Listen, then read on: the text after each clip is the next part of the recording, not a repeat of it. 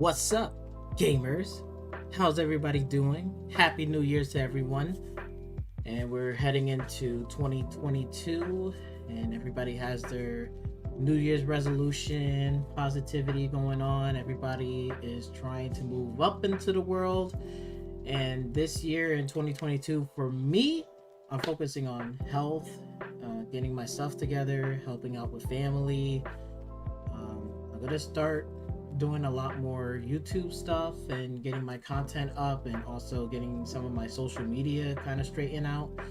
So there's some things that I am going to be planning on doing in the next couple of weeks and even days. I'm going to be working on some of that stuff this coming year and going into the next following year. But I'm going to start focusing on the main stuff that needs to be done, straighten out, and all this good stuff. But I figure we should do a tier list from 2021 going into 2022, which we are looking back some of the the gaming titles from the past, present, and future titles, giving you my opinions, my thoughts, some of the stuff that I could point out, and giving you like my reasons, where it's going to be landing on the list. So that's why you see the title right here, which is 2021 to 2022 gaming past, present, and future titles tier list maker. Tier list maker. Pretty much we have got the tier list right here. We'll go over it. I'm not gonna let you see all the games yet.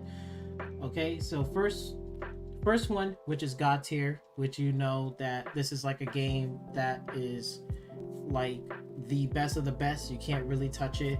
You could play that game over and over again, still have fun. It is way more enjoyable and stuff. That's the God tier. Then you got the high tier, and then mid tier is like in the middle, where it's pretty much is okay, might have potential, need some improvement, but it's not broken. So there's the mid tier, and then you got the lower tier, and then you got the trash tier, and then you got the one right down here, these two right here, which is IDGAF, which I don't give a fuck tier, which basically saying like if there's a game that I really just do not give a fuck about, I'm putting it down on that list right there. And I don't know tier is basically any of these tiers right up here. I don't know where to put them at. I don't know where to place them at. I don't know whether it's really good, bad. I haven't got a chance to play it. So again, that's just like me going to be honest with myself. Do I really know about this game? Do I see the trailers of it? All that stuff. And I usually going to place it there if I really have not a clue. Because there's going to probably be a few games on here that is going to be I don't know tier list, and there's going to be quite a few that's going to be I don't give a fuck tier list. Maybe some of the new titles or old titles that might be coming up. So yeah, this is a tier list from 2021 and some of the past games. So it's kind of like mixed. We got PC games, we got Xbox, we also got PlayStation. So there's a lot of games on this this mix of lists right there, third party, indie titles, smaller games. So again, there might be a few couple of games that's not on this list. Again, there might be some games that we not really sure, don't know about, stuff like that, from like the Games Awards and stuff like that. I didn't put it on here, and there's some games that probably are missing in 2021. But I'm just putting out a list, and some of the games in general, some mix of this, racing, shooting, it's just pretty much some of the popular, some of the good games and stuff like that I've seen. And we're just going through a tier list. So please, if you see a game that is missing or should be on this list or whatever, or if you want to put a game on this tier list, put it in the comment section down below. Don't mind reading it and stuff like that. And without further ado, let's get into the tier list section of 2021 going into 2022. I got my YouTube and I got my Metacritic ready to go. this stuff. And here is the list of games right here. Again, there's gonna be a mix of, you know, old, new. So like again, like I said before, it's gonna be past, present, and future titles. So it's gonna be a very interesting tier list. Okay, so let's start off with the first one, which is the Uncharted 4. And we might as well just put Uncharted also all together, you know, like the Lost Legacy, Uncharted 1, 2, and 3, 4, Lost Legacy. We'll combine that all in one in Uncharted 4. And where do Uncharted 4 land on this tier list? I'm gonna give Uncharted 4 is going to be on a high tier list. It's not on the God tier list because of the simple fact that, again, I appreciate the storytelling and everything from the first Uncharted game, which is not really the best, till all the way up to right now. They made a bunch of improvements, and some people it might be a hit or miss for a lot of, like, you know, again, Uncharted fans out there. A lot of people like 2 over 3. That's understandable. And some people really like 3, then maybe like 2, you know, and that's okay too, you know. Or some people might sit there and say, hey, I like 2 better than 4, which again is there's some good arguments here and there, but overall in general, like if we was talking about the Uncharted franchise as a whole, including 4, Lost Legacy, and all the rest of the past titles, it's going to stick to a high tier. I personally play Uncharted 2, and it's really good. It's an amazing game. I like it. I like the story. Everything in there is really good. So I gotta give credit where credit is due. But unfortunately, we all know about that Uncharted movie, which is starring with Tom Holland, and I think it was Mark Wahlberg as Sully, which is like, what the fuck?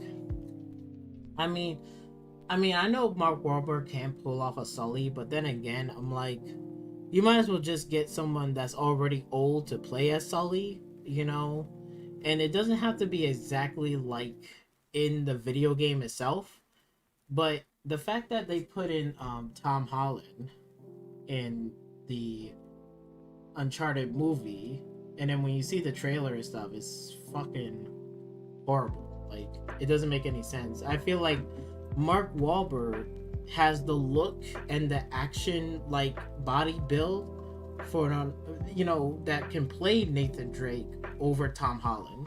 It's like, I don't understand, why do they want to put Tom Holland there? I don't understand, but it is what it is, though. What can you really do about it? There's nothing I can really do. I mean, shit, if we could look at the trailer real quick. I mean, I think I got the likes or dislikes, so let's look at the...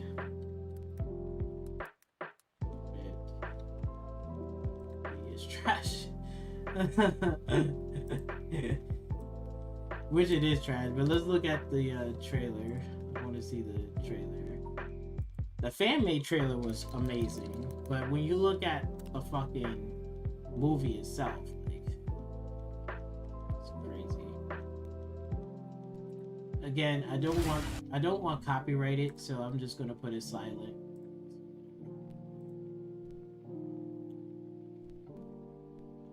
So this is like supposedly a young Nathan Drake. But even in the first game, he was already young. You know what I'm saying? He was a young, Nathan Drake, but he was still like kind of a bit rugged, not super rugged, like when you get into like 2 and 3. But especially 3, he was a lot more rugged, and then 4, he was like really like rugged in the jungle. I'm Beowulf type of, vibes. But even in the first game, he was still pretty rugged a little bit. Still young, but still rugged. But this Tom Holland is way too young to even play this role. So it looks crazy. I'm gonna put in 1080p HD.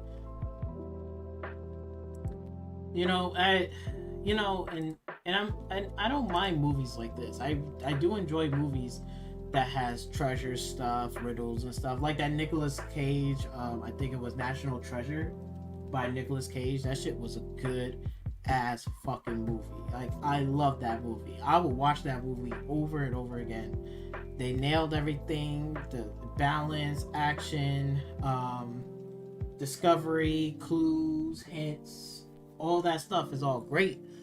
But due to the simple fact that, you know, when you're looking at this trailer and it's like, you know, again, he's way too young. And then when you look at Mark Wahlberg, and if you get Walt Wahlberg with like maybe a bit of a beard right here, a little bit, you know, got the little Nathan Drake outfit, yo, Mark Wahlberg will nail Nathan Drake. Probably not the young version, in like the first Uncharted, but he'll nail it for Uncharted 2, 3, and 4 without a problem. Like, no problems whatsoever. But they're choosing Tom Holland for this. I am not a huge fan of this at all. Like, you know, I would have had a different actor or something like that. A lot of people might say, well, the fan-made trailer has Nathan Fillion in there. And Nathan Fillion can fit that role, but Nathan Fillion is too tall. Remember, if you look at the video game, Nathan Drake is not really like 5, you know, like, you know, he's not like, you know, like 5'7", 5'8". Nathan Drake is mostly like between like 5'4" and 5'2" to 3. Like, he's short but stocky, you know what I'm saying? Like, you know, like, he's not really a tall person. Like, Nathan Fillion might nail the look for Uncharted 4, but he does not nail the look in the first 3 Uncharted movies, you know, like, or the 3 Uncharted games. He would not make a good fit in that. So that's personally, again, like, if I was an agency and I was trying to pick actors and stuff, I would not put Tom Holland in the show. You know, I think Mark Wahlberg will nail, like, the first. I'm pretty sure he could get away with the first Uncharted game, Mark Wahlberg, and the second, third, fourth one. Like, I think he'll nail all that shit across the board. Because, again, Mark Wahlberg looks too young, and Sully was, like, way older. You know, he was a lot older. I don't know why they do this for him, you know? And some of the scenes in here, like running across rooftops and this, it looks kind of like a little cheesy, you know. Like, it's like the action scenes is cool. Like, I don't have a problem. Some of the lines that he'd be saying is fucking corny as hell. Like, I get it. Like, Uncharted has some corny ass lines, but this one, when you look at this, it's like, you know, I'm just not feeling it, man. And I do enjoy the games. Like, the games is not a problem, but it's just the fucking movie and the direction that they're trying to do with this. And they're trying to combine, like, all of the games, like, you know, like the airplane scene, this and that. And they're trying to do all this shit from all these games into this. It's like, no, just fucking stop. Like, please, you don't have to do that. Just make your own. Like, please. Do your own shit. You don't have to put scenes from the video game into the movie. You know, you don't necessarily have to be a mashup. I will never do that. If I was to tell, like, an Uncharted movie, if I was a director and it was a young Uncharted person, like a young Uncharted, you know, with Tom Holland, that's who I gotta work with. I would not make that movie like connected directly into the first Uncharted game. It's like, kind of, you know, I will not. I will make him have his own adventure, like, before the events of the first Uncharted game. That's what I would have done. That would have made a whole lot of sense, you know. And then I would not put Mark Wahlberg in there. I will take him out.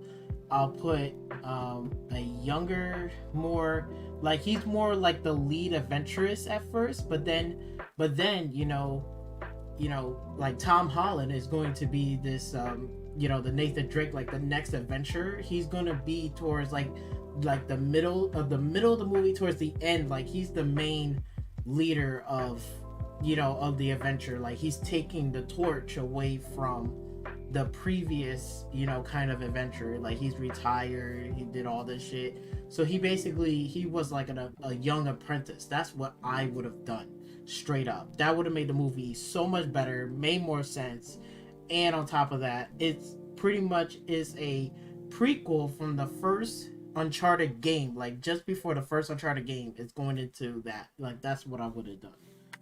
It would have made this shit so much better. But other than that, going back to here on this tier list, Uncharted gets a high tier. Shit is good, acting good, voice, all that stuff. And as a whole package, I don't have no issues with that. It gets a high tier. It don't get God tier because I would like to see some stuff in there in the game that I wish that they would put in there.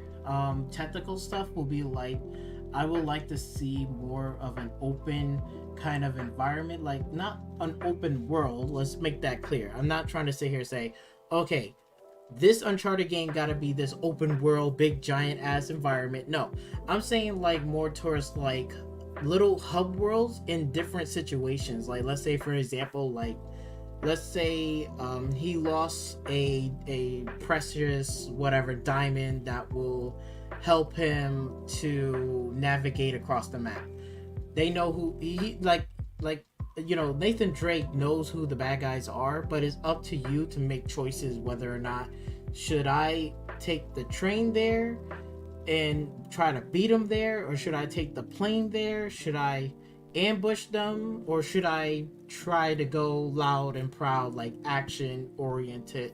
So you kind of like have the options to kind of pick and choose certain scenarios and situations of like you're kind of like your own Uncharted person. Like if I was in his shoes, this is what I will pick, and then let that action scene whatever. If it's more of a stealth thing, like for me, I will go stealthy to take my diamond. And some people might say, no, fuck that, I'm gonna go after the train because they're on there, and I'm gonna go stop them right now and try to take it back again. Again, like that's some of the like the open world kind of like, no, not open world, but more sub world options and choices that I wish like the game would have done in Uncharted. But overall, so again, it gets a high tier, and I'm gonna leave it as that. Next, let's go with God of War Ragnarok. Now, God of War Ragnarok, I gotta sit here and say, just knowing the previous God of War games and stuff like that, I know it's good and stuff, and it's great that God of War is going into a different direction and stuff, but I'm gonna give God of War Ragnarok a mid-tier. It gets a mid-tier. Now I know a lot of people might say that's fucking bullshit. It should be like God tier level, and it should be da da da da da da da. Hear me out on this. I know the Metacritic score. You'll say no, God of War is like the shit, blah blah blah. Whatever, like again, it's really good and stuff, and I get it. Like I get it, because I can see it right here. It's like a 94. I think the previous games too, like God of, I don't know if it's that, but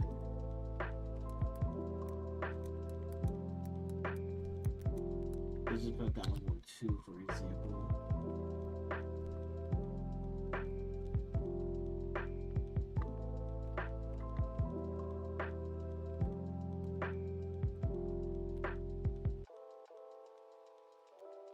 I think it's on the PlayStation 3, if I'm not mistaken.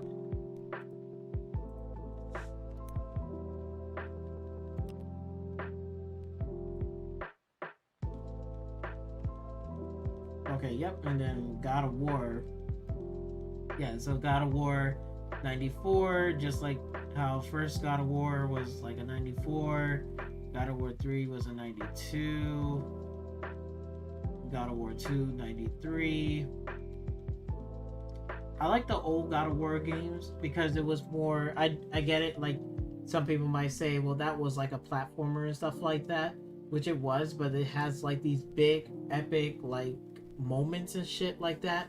And on top of that, he had weapons like, back then, he had like the sword, the gauntlets, you name it, he has it, and it was fucking cool. Like I gotta sit here and say, yo, from God of War 3, from God of War the first one all the way up to 3, that was like, yes. Now if you was talking about the 2018 version of God of War,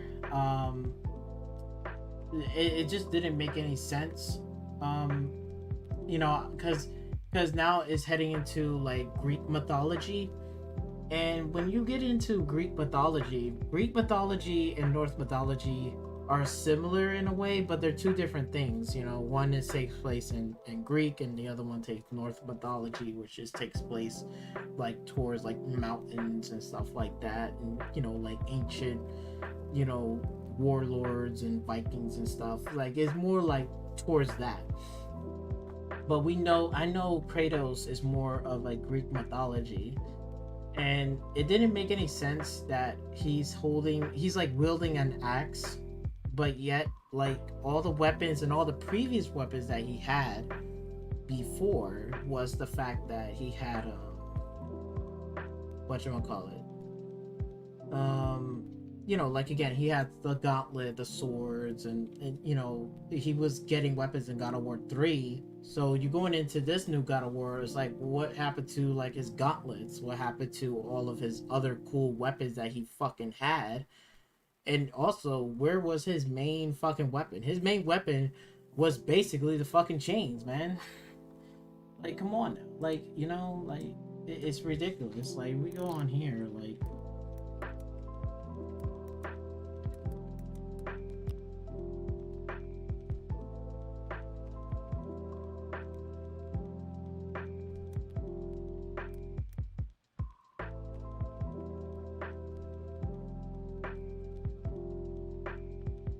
want to get copyrighted, but like you can see right here, again, he got his I think it's called this chaos chains and stuff. It's been a while, it's been a long time, I'm sorry, don't judge me, okay? But he has that, okay? That's what the fuck he has these right here, okay? Where is that in the God of War 2018? You have to unlock it to get it and shit like that. I'm like, no, he should have been had these two from the fucking beginning, because this is why it just makes me so upset, where they take a franchise and they build up this character, then they have to change the character to be like, now he's wielding an axe and whatever, he can't jump as high anymore, and now the combat has slowed down quite a bit, which it's like, what the fuck? It's not God of War anymore. It's just like, now it's more grounded. Like, I respect the direction that they're trying to do in storytelling wise, and in terms of like the father and son aspect, and I like that, I love that. But in terms of the gameplay and the combat and the weapons that he used to have, is not even there. You have to unlock these two in the fucking game in the 2018 version. It makes no fucking sense, because he had this shit right off the fucking bat, which it should have been in the fucking beginning. You should have had these fucking two right off the bat. Especially if, let's just say, hypothetically speaking, let's say, since he's a God of War and he can't really die, it's really hard to fucking kill him. But even so, like, going from Greek mythology all the way up to now Norse mythology, right? He should have had all these weapons all together from fucking day one. Why the fuck he doesn't even have that? I don't fucking know. It makes no fucking sense. Like, he would have kept all of his shit he would have still had. That's what I will love. I like to play games where the character that you're playing, you keep building, and it kind of transitions that it makes sense. But now he has a fucking axe. It like, what the fuck? No, just doesn't make any sense. Let me see. Yep. And this is what I like, because you can see right here that the combat was a lot more fast paced, and you can see it right here. A lot more fast paced, good action. This is what I like about, God of War. Like, this is what I'm expecting to play. Like, I want him to be that chaos, angry, I'm gonna fuck anything up in sight, and he got his dual wielding 2 chain blades, the blades of chaos or something like that. But that's what I'm expecting in the God of War 2018, and that's not what we got, you know.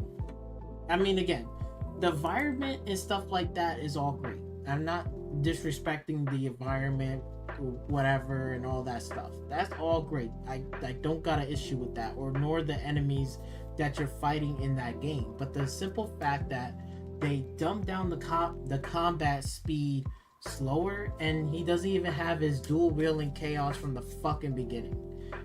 Like, it just, like, if we know Kratos, I know him for this, not for a fucking axe. You know what I'm saying? I don't think he'll trade a fucking axe. And top of that, how the fuck did he even get the axe in the first place? That's the thing I don't fucking understand at all.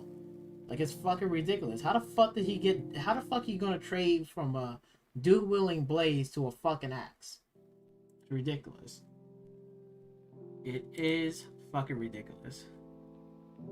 But you see, the combat was a lot more faster. That's why I wish that God of War Ragnarok will have faster paced combat. But so far, when you start seeing like the trailers and stuff, let's see, God of War Ragnarok.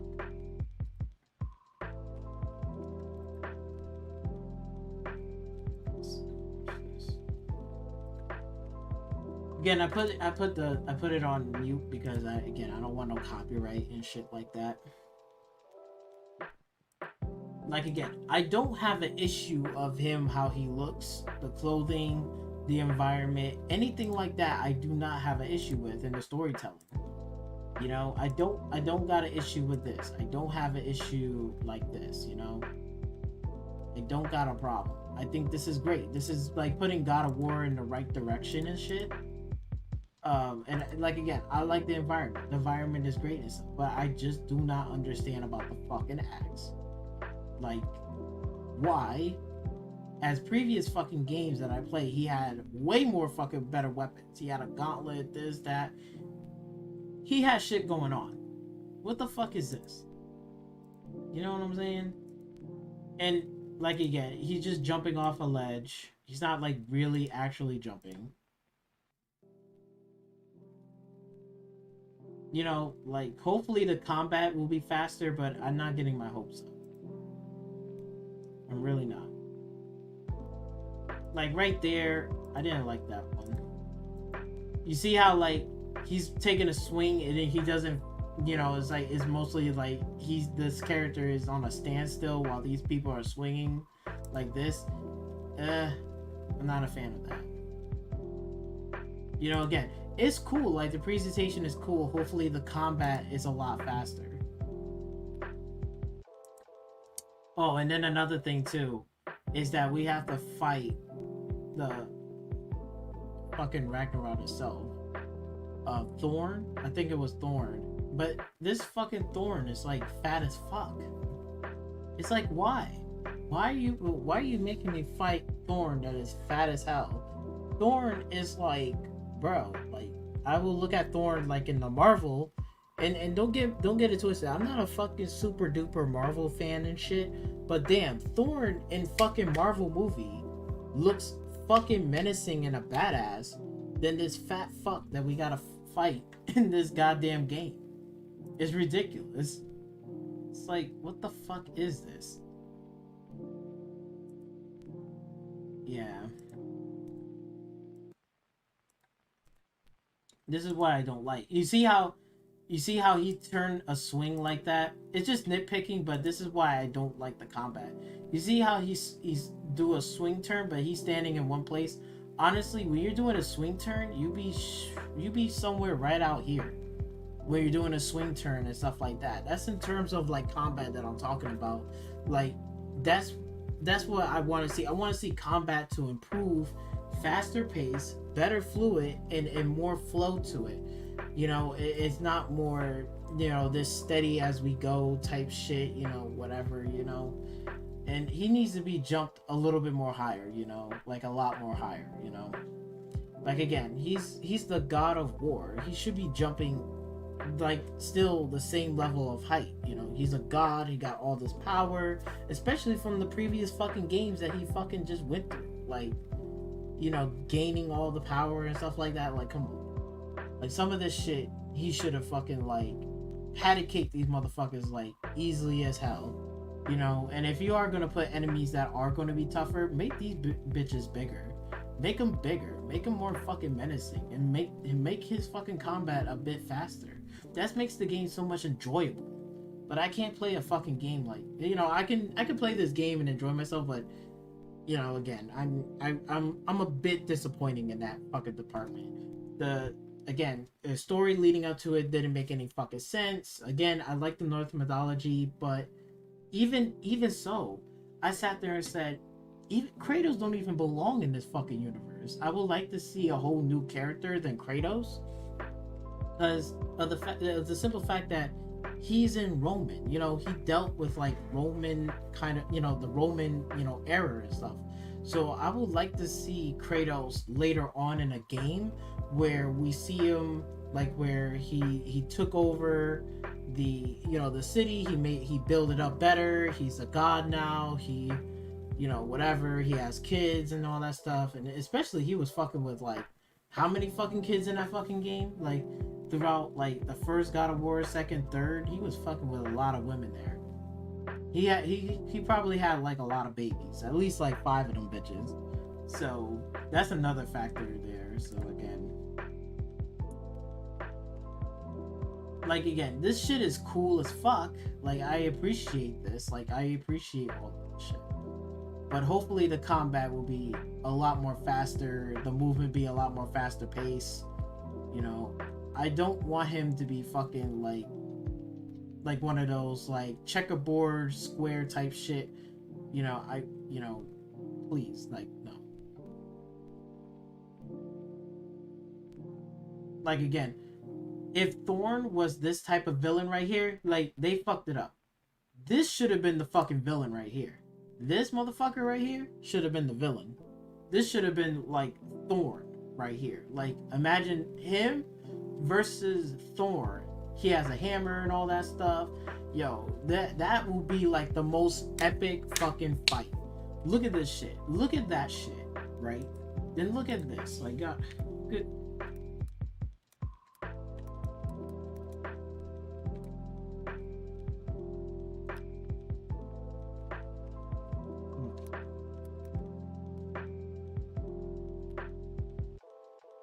Look at this. Look who we fighting. Look the fuck who are we fighting. This is crazy. This is fucking crazy. We're fighting a fat man that's a pot belly.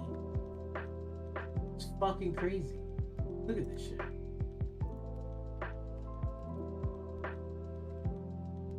Wait. Sorry about that. We're fighting a grown-ass man that is fat. Look at this shit. This is who we're fighting. We're fighting a grown man with a pot belly. But yet, if you look at this, like, if this, trust me, look. If this was, imagine him being Thorn. Like, imagine putting him as Thorn. Like, with the hammer, everything, the costume and all that shit. Bro, this dude looks way more fucking menacing than this fat fuck over here, than this fat fucker that I'm looking at. Look at this. Like, you think I'm gonna take this fucking guy seriously for Thorn in the God of War Ragnarok? Oh, no way. No fucking way. No way. Gotta be fucking kidding me. Who fucking sat there and said, yo, you know what would be a good idea? Let's put this fat fuck over here named Thorn. Put a pot belly and got a hammer. Oh, he's gonna be badass. He's gonna go up against Kratos. Like, Kratos got fucking, looks like he got abs and shit. Motherfucker, exactly. This is who they going up against. For real. For real. Look at this. This looks absolutely fucking crazy. This is... Come on now. PlayStation fanboys, you need to fucking tell Sony Santa Monica Studios, like, yo, change this shit. Put this fucker in there, yo. Like, look at this. Look at him. Look at him. He is way more menacing than that fat fuck. Jesus fucking Christ. So yeah, it gets a mid tier for me. Personally, again, combat needs to be a lot more faster. First game going into Ragnarok didn't make any sense that he has to do a whole wheel of fucking axe. Like he's gonna hold an axe versus his 2 chains of fucking chaos. I'd much rather fuck with the 2 chain of chaos than his fucking axe. Okay? And on top of that, the fucking villain that we're fucking going up against is not even him. We're going up against this fucker. This is the fucker we're going up against. This. Going up this fat ass than this fucking dude. What are you thinking? Like what are you thinking? Are you fucking retarded over there? Fucking swear to God, Sony Santa Monica Studios is fucking retarded. Other than that, the environments and everything else, the voice acting is great. Environments are great. That's cool and all that shit. Combat needs to be worked and sped up a bit. His weapons needs to return back. His gauntlets. Where is his fucking sword? All of that shit that he had in God of War 3 should be in this fucking game to unlock. It should be in here because, like again, I wouldn't not think twice that fucking Kratos will literally give up his 2 chains of chaos for a fucking axe. I wouldn't think that. Again, the father and son relationship in the game is great. Environments are great. Storytelling is great. It's just certain things needs to be fucking fixed and straightened out. And also, again, change the fucking villain to this fucking guy. This guy, he's a much more menacing villain and much meaningful to fight. That, okay, like, you know, this fucking dude is going to give Kratos a run for his fucking money instead of this. This fucking guy is going to give me the run for his money. Fucking Jesus Christ, yo. Fucking Jesus Christ. Fuck, you need some Jesus. Let's move the fuck on. Let's move the fuck on. I'm not gonna get into it. Jesus fucking Christ. For real. Need some Jesus. Okay. Next game, which is the Detroit Becomes Human. Now, personally, I never played this game, but I've seen gameplay of it, and you know, this game is a hit or miss. Like, a lot of people do like the storytelling choices and stuff like that, and seeing a butterfly effect, and a lot of people just don't. So, for this, I'm just gonna be honest with myself. I'm gonna put this that I don't know tier. I don't know whether this game is good or bad. Some people will argue, say it is really, really good, and some people might sit there and say, you know what? It's not for everyone. It's not for everyone.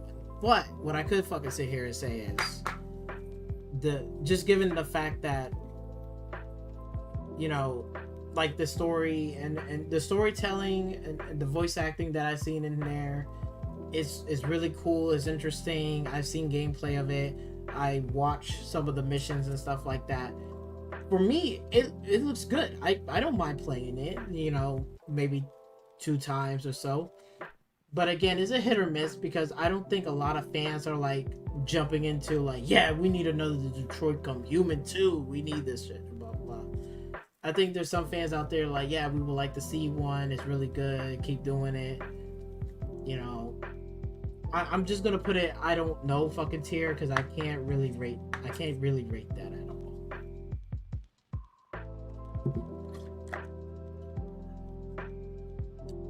Moving on, this is interesting because this is the Indiana Jones game. It's going to be with Machine Games that has done the Wolfenstein franchise.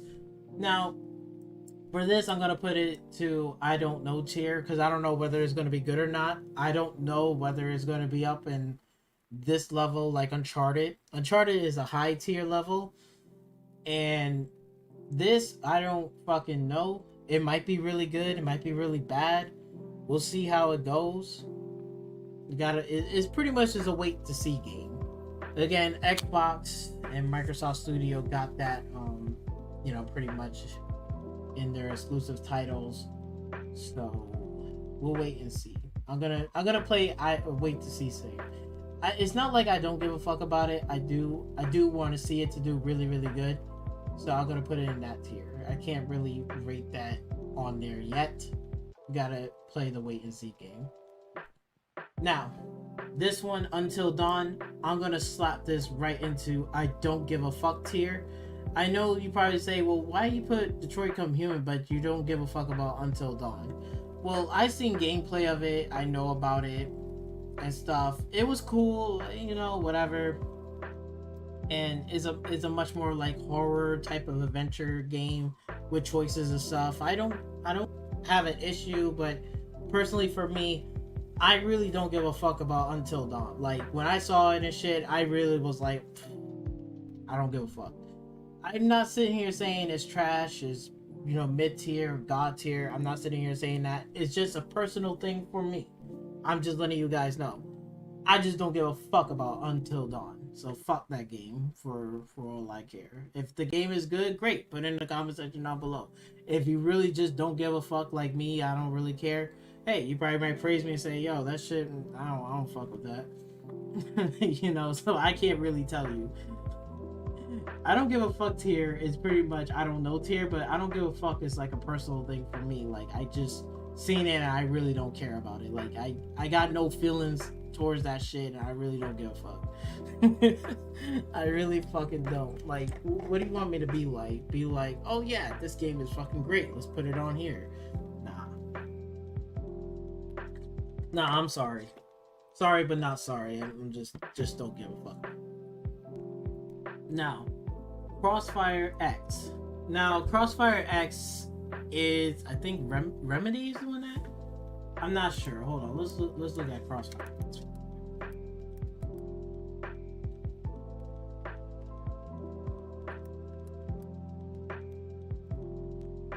Who did Crossfire X? I think it was it Remedy that does that shit?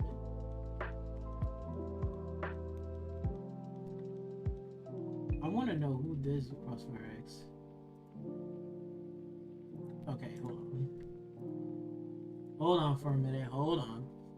Let me see here. Crossfire X. So yeah, so it is Remedy. So Remedy Entertainment is doing Crossfire X. Now, I have played the Crossfire X beta. I have played that. Now, the Crossfire X beta is not in the same development as Remedy. That's a whole different team. So, if we talk about the Crossfire X multiplayer beta, if that was on this tier list, I will give that shit a fucking trash tier. That beta is straight up trash, and you can also sit there and say, I don't give a fuck tier, because but I played the beta. It's literally a trash tier. That Crossfire X multiplayer beta is not the same developers that's doing Remedy. Let me just make that clear. It is not. That's under a different team for that. So whoever did the multiplayer beta for the Crossfire X, that team is fucking trash, and that whole beta was fucking trash. It has good elements, but again, the fucking gameplay was so laggy as fuck. The weapons was broken, shit was trash. It was not fucking good. I honest to God, this I was like, no, and fuck no. That belongs on here. Now, let's move on to the Remedy, like seeing the trailer, seeing the game itself from Remedy. I'm gonna sit here and I'm gonna place my bets for the Crossfire X single player story driven game by Remedy. I'm gonna put this I should put this I don't really know, but I'm gonna place my bet on this. I'm gonna put it on a mid tier. Okay? I'm gonna put it on a mid tier. It's right in the middle of the road. Like, because the only reason why is because we know that the multiplayer is fucking trash tier, but the fucking single player game is not, like, it looks good. I'm not gonna sit here in front because we can look at the game itself right now. And looking at this, I'm like, okay, you know, this is something that I would like to play and enjoy myself in the single player experience and have fun. I think it's going to be a really, really great time. I don't have a really, you know, like a bad issue about it. You know what I'm saying? So for this, single player wise, I mean, so far, looking at the gameplay, looking at this, it might be some cheesy little corny stuff, but so far, this is something that I'm fucking down. I'm fucking down to play this game. Because I'll tell you one thing, you know, which we're gonna get to the game later. Call of Duty, try, yeah. But this game right here, it just reminds me of like Modern Warfare. Like if Modern Warfare 4 was to happen by the same original team back in like 2005, this will be the game that I will be like, yes, oh, I'm fucking down to play this fucking game. This campaign, I'm down. So again, I gotta give credit where credit is due. It looks fucking cool. It also reminds me of a little bit of, you know, like how the soldiers and stuff like that. It reminds me of a little bit of whatchamacallit. What was that game? It was a little bit of that Crisis. It got that Crisis 2 and 3 vibes. I feel that in this game, like, oh, you know, even though it's not like you're like this super one suit army badass like in Crisis, but I feel like there's some elements in here, like some of the stuff and the high tech and stuff got that Crisis kind of vibes to it. Got that Modern Warfare 5. If the same developer team was back in like 2005, was still together with the Infinity War, this is something that I will sit here and say, yo, I'm excited for this campaign. I want to play it. I want to play this over and over again and enjoy myself and just keep on playing it. I think that's going to be really good.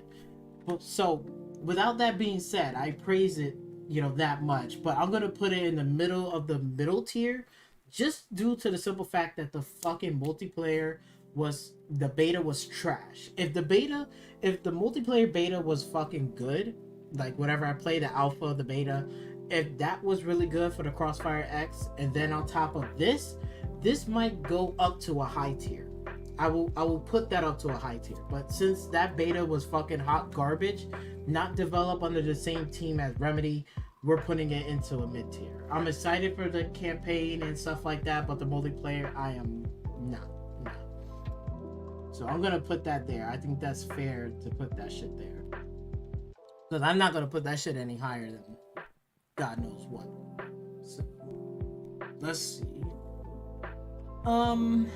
Okay, the next game, which is the Suicide Squad, which is the...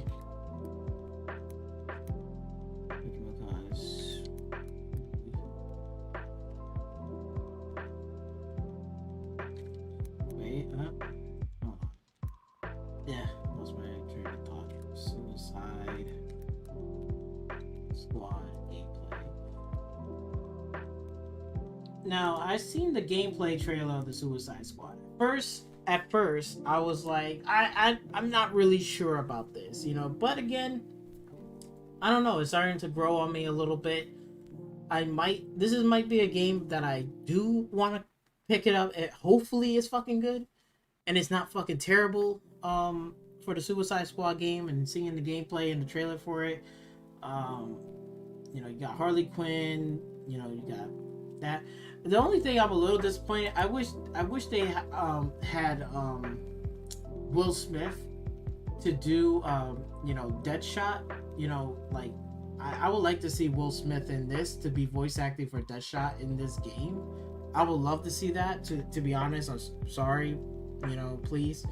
You know, I thought Will Smith did a really good job as Deadshot in Suicide Squad in the first movie. I would like to see him in this one, and even in the game in the next movie, but I don't think we're getting that at all. I think there's a new actor. But even so, I mean, so far, gameplay wise, you know, this is like pretty much they trying to kill the Justice League, Brainiac, pretty much took a control over all of the DC characters. Now the Suicide Squad gotta kill them, Batman, Wonder Woman, and stuff like that. I don't know. It looks pretty fun. It looks pretty much a good game. A lot of fun, combat and stuff. You know, it's like I'm interested in playing it. I'm not gonna lie. I'm not gonna sit here and say I'm not. I think I would love to play this game. I think this would be really really good. It's really cool. You know, you gotta pretty much kill the Flash. I don't know. Like this is something that I am interested in playing that game. I really am. Now, where does Suicide Squad on this list? Again, I'm gonna have to put this on I don't know tier because I'm still questioning on certain things. Again, in terms of not just the combat, how the environment. You know, can we climb on walls and buildings? Is this going to be like one of those games where it's like only certain objects you could climb and certain ones you can't? Certain places you could fly around, certain places that you can't. Is it really truly an open world environment, or is it like one of those hub world subsections environment? You know, how the combat fluid is it really fluid? Is it not really fluid? You know, again. And story-wise, I'm kind of I'm on 50-50 on this. I think they can really pull this off, but again, I'm not too sure. So there's some questions I'm still questioning about this game. Even though if they showed off gameplay of it and they showed off like the story and all the actors, voice actors, all this shit, but I'm still like I'm not sure yet. I'm not fully invested in it yet. But we'll see what happened. We'll see what happened. Again, it's up in the air. It's a 50-50. You know, I think if anything, I know it's made by Rocks. I think it's Rocksteady doing this. Is it Rocksteady doing this shit or no? I gotta. Yeah. Okay. So yeah, Rocksteady is doing it. It's going to be on PC, PlayStation 5, and Xbox Series X and S. It's coming out in 2022, this coming year. So far, like again, I'm 50-50, so I don't know tier yet. I don't really know where I'm going to place that at.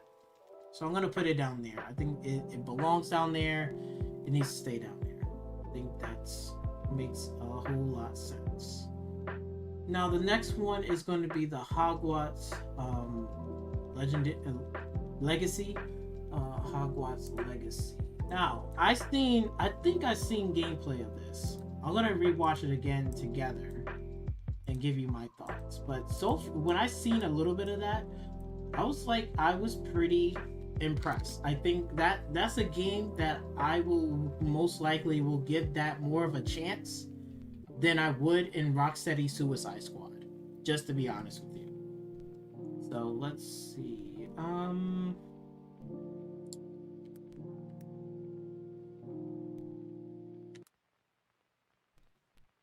Hogwarts Legacy.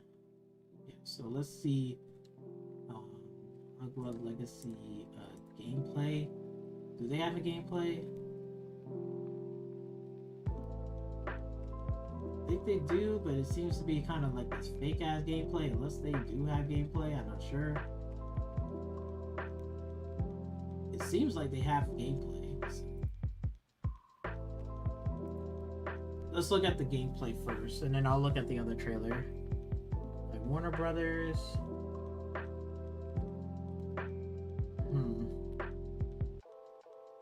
Like again, I put the thing on mute. Just letting you guys know again because of the fact that I don't want to get copyrighted. I don't, want the music or something like that, were to happen and shit. So I'm just gonna put it on mute. I'm just gonna watch the gameplay and stuff like that. I just want to see what's going on and look at it. I mean, so far it looks pretty much like a Harry Potter game. I think this is one of the best looking Harry Potter games out of any Harry Potter games in the past, because I think like from the past when they was trying to make these Harry Potter games, it was like hit or miss. There was some that was really cool, and there was some that was just, when they was licensing it out, they was like, ugh, like fuck this. It did not live to expectations. I mean, I know the Lego versions, and mostly any Lego version of any of the properties of like Indiana Jones, Star Wars, or again, like Harry Potter, from the Lego licensing is probably going to be good, but we haven't seen like a Harry Potter game that actually is like well done, like well crafted with graphics and stuff like that. This is one of the first that looks like a Harry Potter game that's getting that triple, kind of like that double to triple A like kind of standard. And it looks good too. It really do look good. And it looks really, really good. Like I'm not sitting here saying that, oh, this is going to be like the like groundbreaking Harry Potter realistic magical type of shit, but I can sit here and say it's like, so far what I'm looking at, like, and I've seen the movies. I pretty much seen every Harry Potter movie, like everyone, like for real. Now again, I'm not a super crazy fan of Harry Potter, but I can sit here and say is, so far what I'm looking at, yo, it looks pretty fucking good. It looks really good. It looks really, really good. The grass, the character models, stuff. Like again, I'm not gonna sit here and say it's like some CG Project Red or Grand Theft Auto level, but just its own thing, what they have done and crafted, I'm really impressed. This is a Harry Potter game. Like again, I wasn't into Harry Potter games.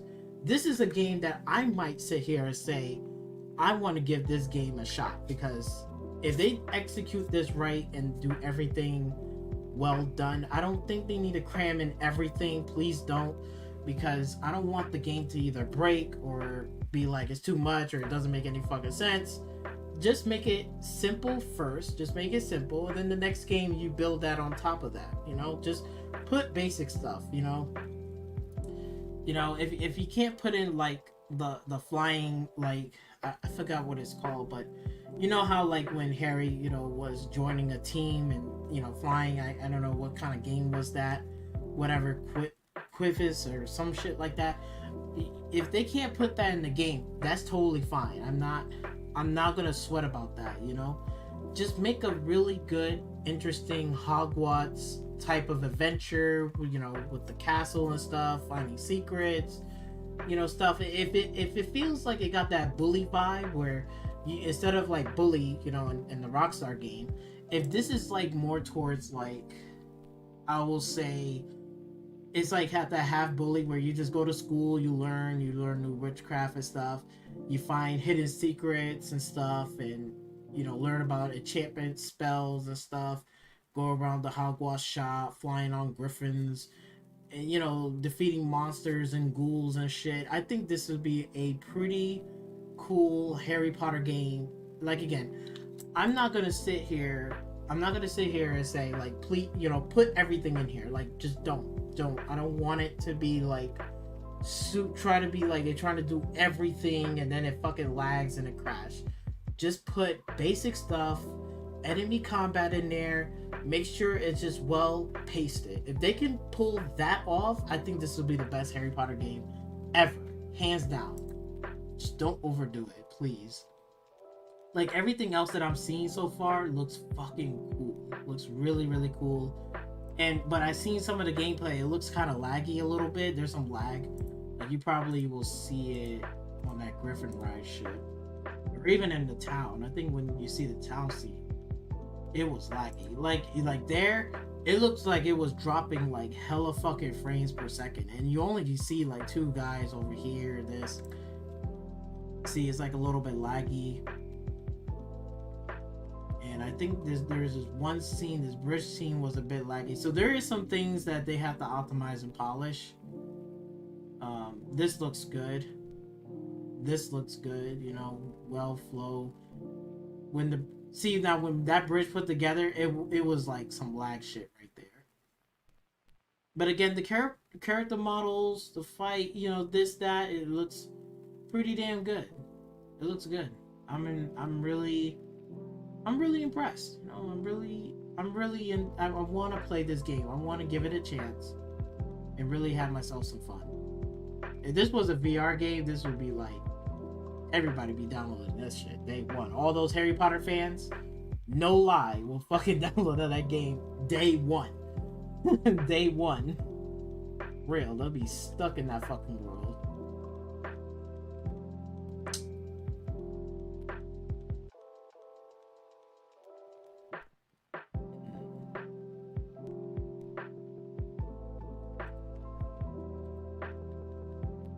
Yeah, so yeah, just looking at it, I don't know if this is actual gameplay, but it looked.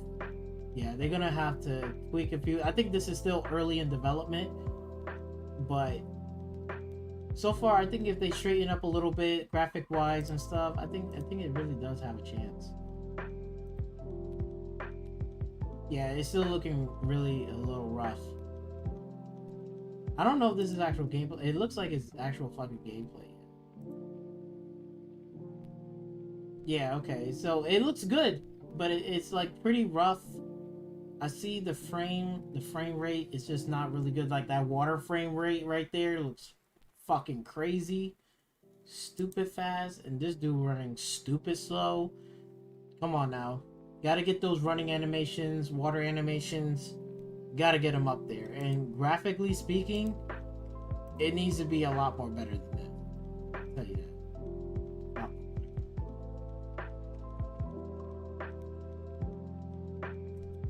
It's like dropping frames. I can see it like dropping frames and shit. It's like running like 30-40 frames and running a solid 60. Okay, so for Harry Potter, for the Hogwarts Legacy, I will give this, if I was to place a bet, I will give this a high tier. I think pretty much a few more polish on this shit, fixing stuff, optimizing it really well.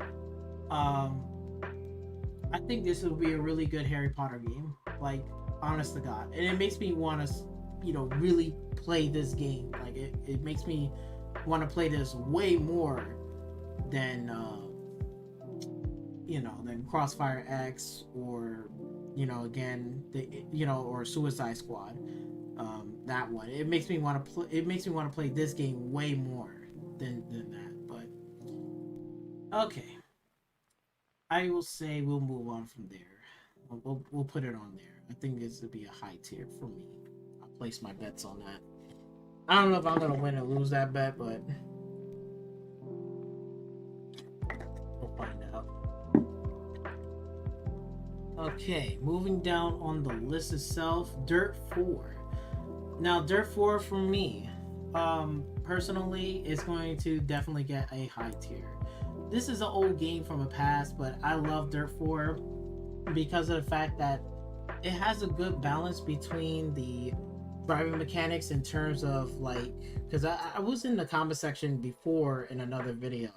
I was explaining to them the difference between like an arcadey and arcadey/sim, and then all going towards sim. And Dirt 4 lands in the category of 50-50 between it is a arcade type of feel of the game, but at turns there is some sim like stuff that you can mess around with in Dirt 4, and it has a really great balance.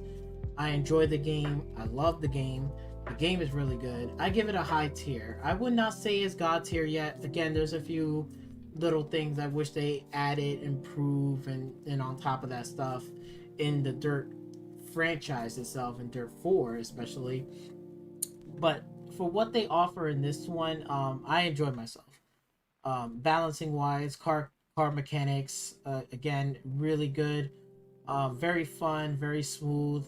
I really enjoy myself. I really have a great time with Dirt 4. So Dirt 4 gets a high tier for sure.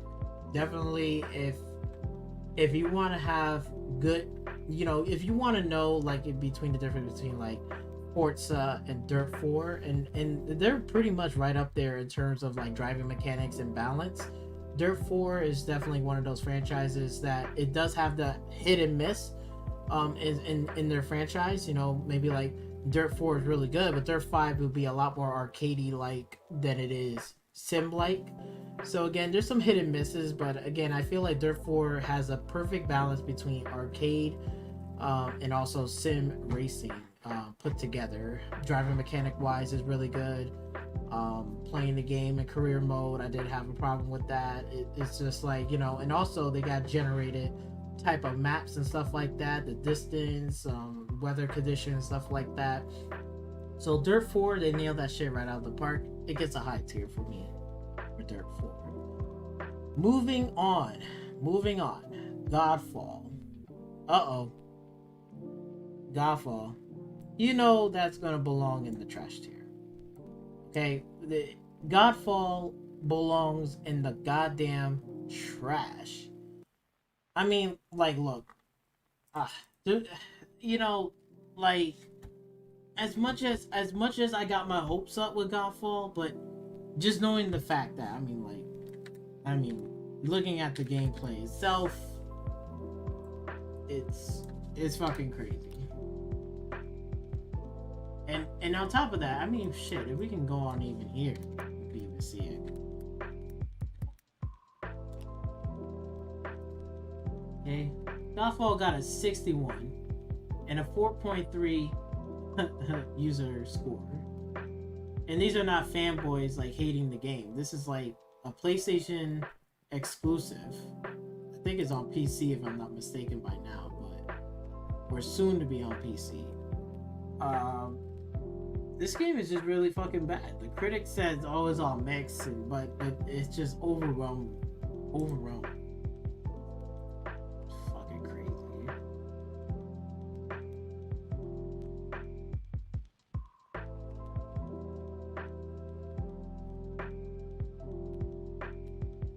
Yeah. Copy and paste. The melee combat is lackluster. Yep. Repetitive, boring, hard, pass. Yep, same bullshit.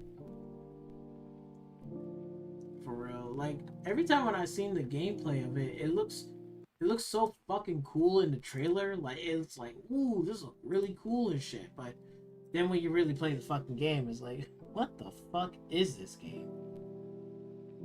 Like, again, the trailer and everything, and it's published by Gearbox. Like, this shit was trash. Like, again, like, it looks so fucking cool. Like, it looks so cool, but it's just piss poor execution. You know what I'm saying? Like the combat looks cool as shit. The world looks cool. The environment looks cool, but it's just like, they just done fucked it up. So, and on top of that, it makes me like, I was like, yeah, I would like to play this game, but then when I start seeing like more and more people trying out the game, playing the game, seeing the game, it's just like, oh yeah, no, I don't want this. You know, I hate games that be like, there's a difference between repetitive in a good way and repetitive in a bad way. Repetitive gameplay will be like a Dark Souls game, knowing that, okay, there's some tough ass enemies, but the world and environment itself in, you know, in a Dark Souls franchise, or you're talking about Bloodborne, or even the new one, but Elden Ring, there's like cool shit to explore. You want to look around and find certain shit, even if you die and you came back, and it might be the same repetitive shit, but again, you could always find yourself a different way, you know, go to a different direction, try something else, then come back. But with this game itself, it's just like, no, it's just not a fun game. It's just not a fun game, and you can see it on here. Repetitive, like, it's being hard, it's a cash grab, like, it's fuck about this, it's definitely not worth $70, you know. And I was disappointed in this. I really wanted to play this game if it was really good. It would have been maybe to a mid-tier to there. Like, if the things didn't have that much problems, I think it would have been in a mid-tier. If the game was really good, it could have been in a high tier. But It is certainly definitely not. It's fucking trash. For sure. Trash. Moving on. The Wolverine. The Marvel Wolverine game that is, which is the team behind the Spider-Man series. This one, I'm gonna go off on a limb, and I'm gonna put this shit up to a high tier. Pretty much, from that studio over there, which is, I think we have gameplay. I think we've seen a trailer of it, the Wolverine.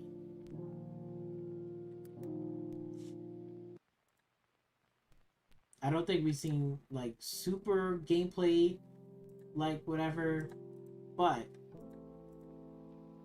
from Insomniac Games, I mean, knowing them, they did the Spider-Man, and they did the Spider-Man. So doing a Wolverine game, I'm pretty sure for a fact they're gonna knock it out of the park. I have more faith they could do it, and this time it's gonna be a lot more violent. It's gonna probably have blood, which I'm fingers crossed. So for that, I'm gonna give this game, that Wolverine game that's gonna be coming out, I'm gonna give it a high tier. It's right up there. That's for damn sure. I don't fucking think that it's gonna be a fucking low tier, or it's definitely not a I don't know tier, or a low tier, or mid tier. I think this is gonna be a nice high tier. Could have the potential to go up to God tier. I think yes, it can, but until that time, we got to see more of it. But I'm gonna go off of a limb, knowing the studio, knowing that they did Spider-Man and stuff. I have complete faith that it's going to nail a high to a God tier for sure. Like, I have complete faith with that. I got no problems with that. Okay, moving on towards Ratchet and Clank, which is another PlayStation 5 exclusive title. For this game, I'm gonna give this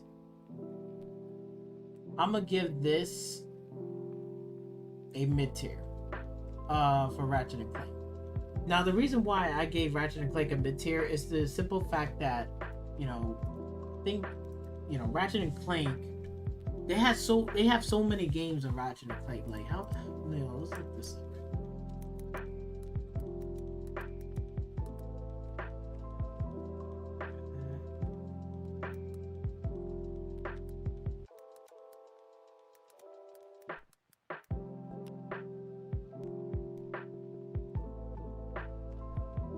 I want to know how many Ratchet and Clank games. How many Ratchet and Clank games are there? How many Ratchet and Clank games are there? There are 17 Ratchet and Clank games total, and then 14 core Ratchet and Clank games, 2 mobile spin-offs. So basically, there's like if we was talking Ratchet and Clank, like the main core on the PlayStation itself, not the spin-off series for the mobile platforms, we're talking about 14. Like, they made 14 Ratchet and Clank games. 14. It's like, look, I get it, and it's great and stuff, but after a while, it's like, can you just make something else? Like, 14, like fucking 14. I'm not sitting here like Ratchet and Clank is a bad game. Like, it works. It's great. Graphics is great. No problem. Is it really the game for me? No, because I don't give a fuck about the game. It's not like it's broken, but it doesn't really belong on a high tier or God tier level.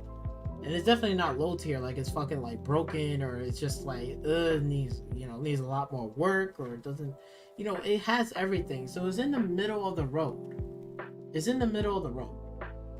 But the simple fact that like 14, I want them to do something else besides Ratchet and Clank. Like, get a Spy Cooper or something. Get like a Jack and Dexter. Get those fucking franchise back up and running and rolling around. Like, I want to see other than Ratchet and Clank. I think 14 they over fucking do it. Now, I know a lot of people might say, well, on the Metascore is like blah blah blah blah, you know, all those fucking fanboys and shit. But let's be honest here. 14. We're talking about 4 14 Ratchet and Clank games. You know what I'm saying? And it's like 14. I think the franchise itself is good.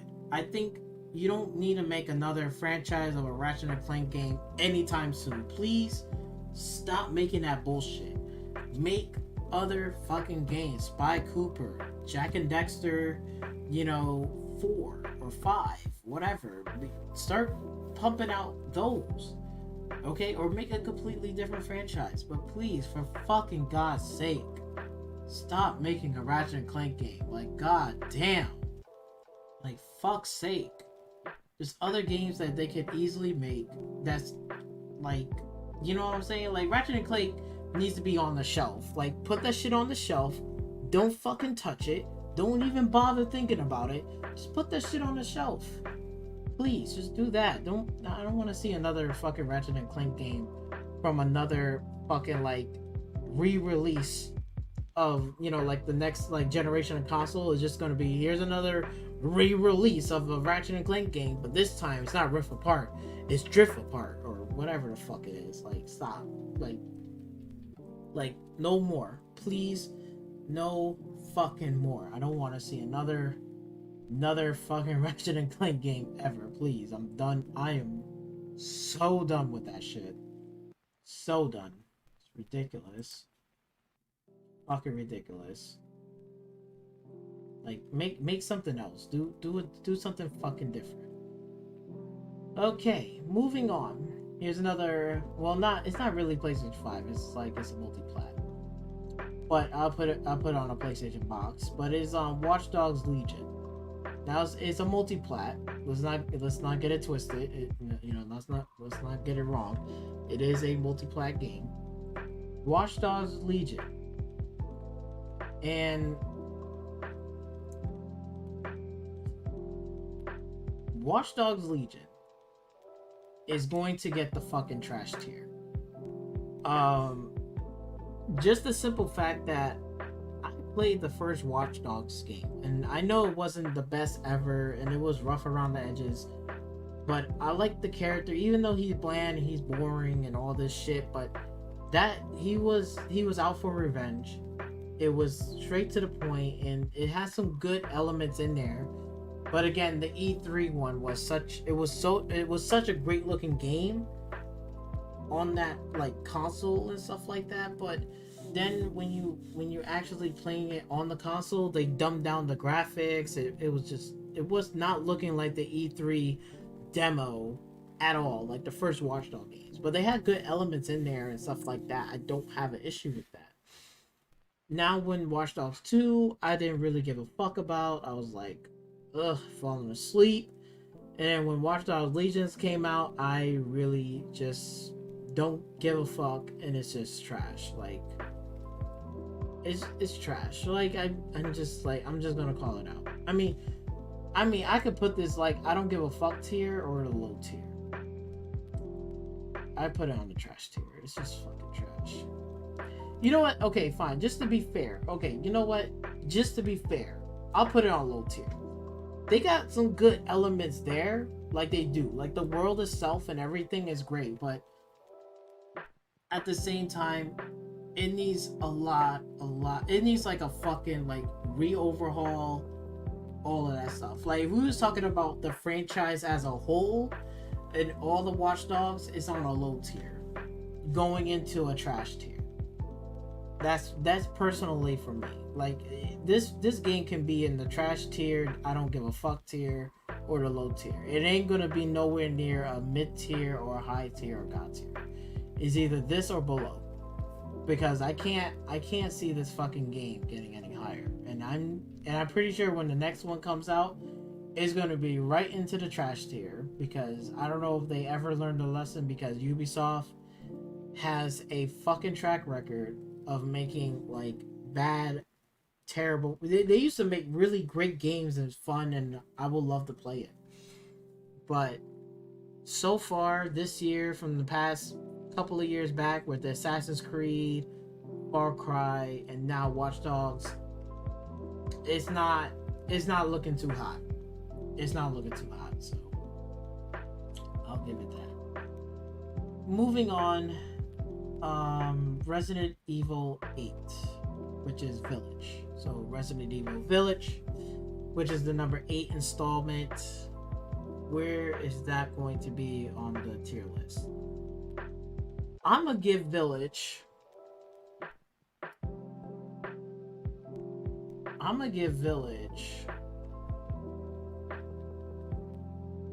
It's a really tough call because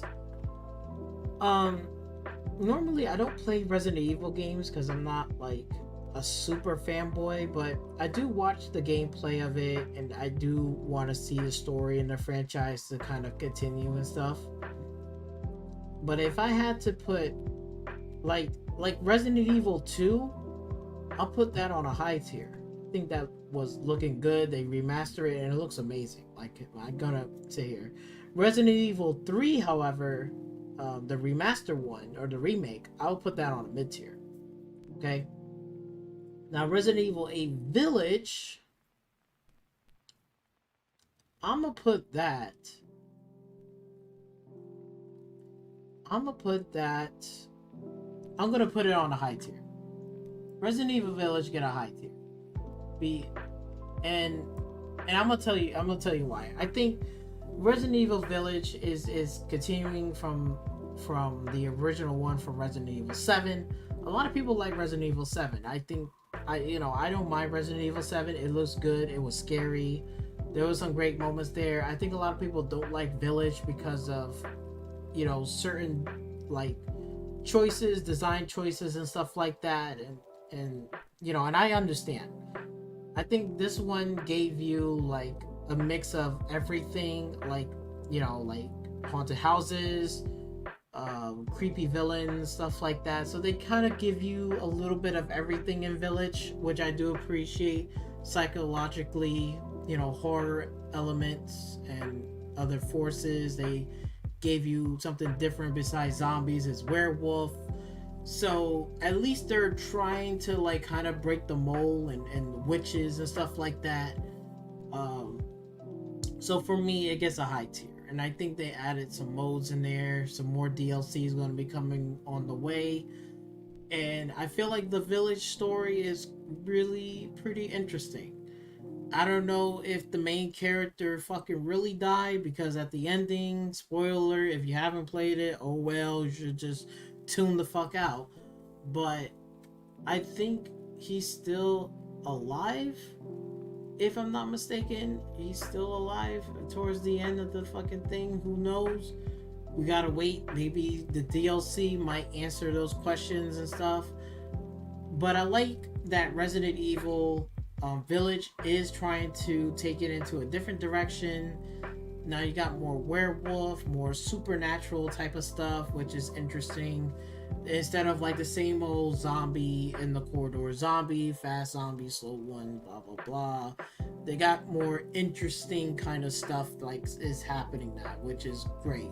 Chris Redfield looks, I think, a lot better. Some people might say he still looks weird, but I think he looks a lot better in this one. So I'm gonna give it a high tier. I think there's some things that can be improved. Let's be real here. I mean, Resident Evil 8 can have some type of improvements, but so far, for what I'm seeing, what I've seen, the gameplay and stuff like that,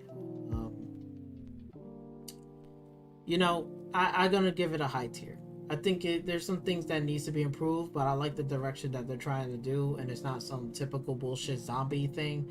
They're adding different elements to it and stuff. It still feels like a Resident Evil. Like, this one is, definitely got some scares here and there than 7. 7 is more like a much more slow-paced burn. Shit is happening. This one is like more action-based stuff.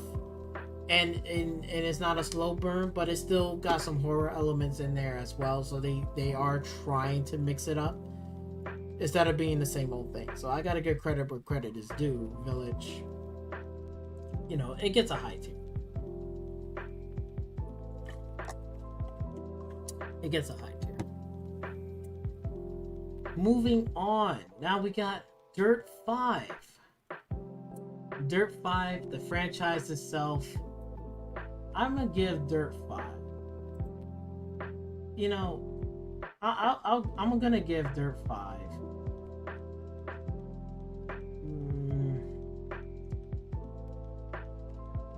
Dirt 5.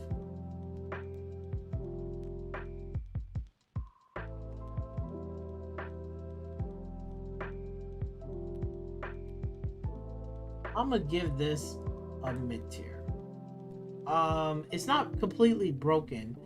There's some things that I do like in the game. Now, let me go tell you what I do like.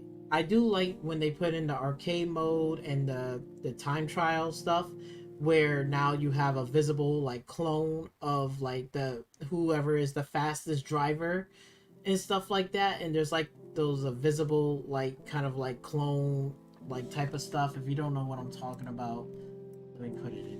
You can see it for yourself.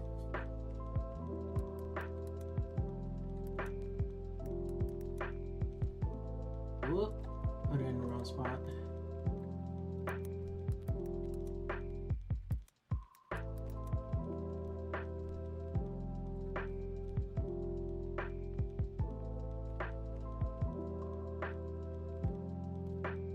I think this one will do.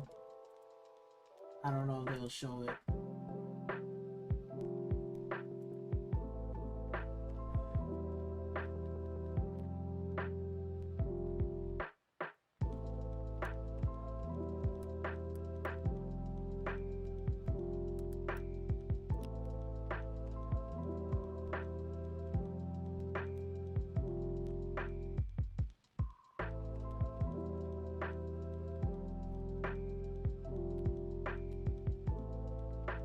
I don't think I can show it, but it's basically, it's just like an invisible clone. So like whoever was the fastest driver or whatever, whoever beats that one,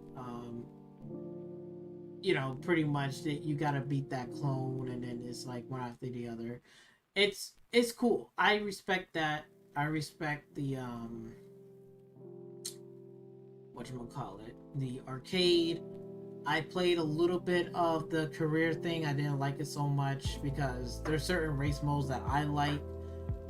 Things that are missing, which is the the dirt rally like style. They don't have that in here. It's mostly like racing with AI and stuff. And the AI stuff can be pretty tough, but again, it's not too hard. I mean, unless you know what you're doing. Again, this game feels a lot more arcadey than it is 50-50 like in Dirt 4. So personally, Dirt 5 lands in a mid tier, which there's some things that I wish they can improve and add and want to do. I do not like the build system that they did. Like, it's kind of like boring. It's like, yeah, you can make your own game modes and shit, but I'm like, I try to fucks with it. I did not like it at all. The build shit, whatever, is trash. I would like to build my own, like, kind of like my dirt, like, kind of like, how would you say it? Like my dirt track. Like, I would like to build my own little dirt rally track. Personally, for me, like, I would love to see that. I would love to build something like that, but not what they have. And that one is mostly for like jacanas and stunt shit. I didn't really like it all that much. I'm not a big fan of that. What else? There's some things in there I felt it was cheesy, a little corny. I mean, I did appreciate that Donut Media was in this one for the radio and the hosts and stuff. But other than that, it was okay. It's 50-50. I do jump on it here and there once in a while for the time trials, mainly because of the fact that I want to be the best or the fastest driver on the track. And certain like weather conditions and stuff is a lot of fun, because you always try to try to be the fastest. What do I need to improve in each corner? That it was a lot of fun. I gotta give credit for that. But other than that, it needs some improvement, needs some work. It's definitely not up to the level of Dirt 4. They have some good quality stuff, but again, it falls flat on certain areas. So it gets a mid tier for me for Dirt 5. Is it a bad game? No, but is it like a really super duper great game? Is everybody going to enjoy it, have fun? Not really. So it gets the mid tier for me. Alright, the next game, which is the Spider-Man game. Now, the Spider-Man game, you know, whether it's Miles Morales or the previous Spider-Man game, this one, I know a lot of people might say, oh, it's going to be on the high tier, it should be on God tier. I'm going to put this on a high tier and not on a God tier. I'm going to put this on a high tier. The reason why it doesn't deserve like a God tier, because we've seen many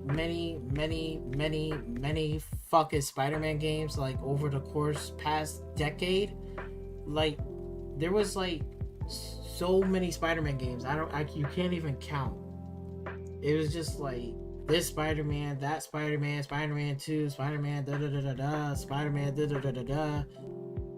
And I'm not hating because of the fact that Spider-Man is now exclusive on PlayStation only and all that. And I'm not mad on that. I'm not hating on that. That's great. And the Spider-Man as a franchise itself, like the environment, is so much better. It's like, it's incredible. Those web slinging, all that stuff is good. But in terms of me and how I feel about Spider-Man, I'm just like, I'm kind of like over Spider-Man. Like, I'm just like, I'm done. I'm just acknowledging Spider-Man that it is on a high tier. If it was to be on a God tier, I think I would love to see Spider-Man to be missed a little bit and then make a comeback and a big splash like, hey, Spider-Man is back. Whole new thing. World environment's better. This done better. Now it's more like this now. Like, I would like to see that, but in terms of Spider-Man right now, it's a high tier. I'm acknowledging it, but personally, in my feelings, again, I'm not gonna dock it down because it doesn't deserve that, you know. But I'm just Spider-Man out of it. I just don't want to see another fucking Spider-Man game ever again. I'm just like, I'm done. Fuck this shit. That's why I'm more excited about the Wolverine than the next Spider-Man game, which is Spider-Man 2. I'm more excited about this over this Spider-Man game. So that's a personal thing for me. But everybody has their own feelings about it. But again, like I said, like there is so many fucking Spider-Man games. It's just like at a certain point, it's like, okay, I'm kind of over with Spider-Man. I've seen mostly all the movies, mostly all of this, and I'm just like, I'm over with Spider-Man. I just don't want to see another web slinging ever again for a good long while. Like, let that shit go and make other movies that definitely needs franchises. Like Wolverine got its franchise, you know. I would like to see other, like, again, not just Marvel, but also DC as well. Like, I would like to see a Hulk girl, and not Hulk, not the Incredible Hulk, but, you know, a Hulk girl. I don't know if you know. Hold on. I'll show you what I'm talking about.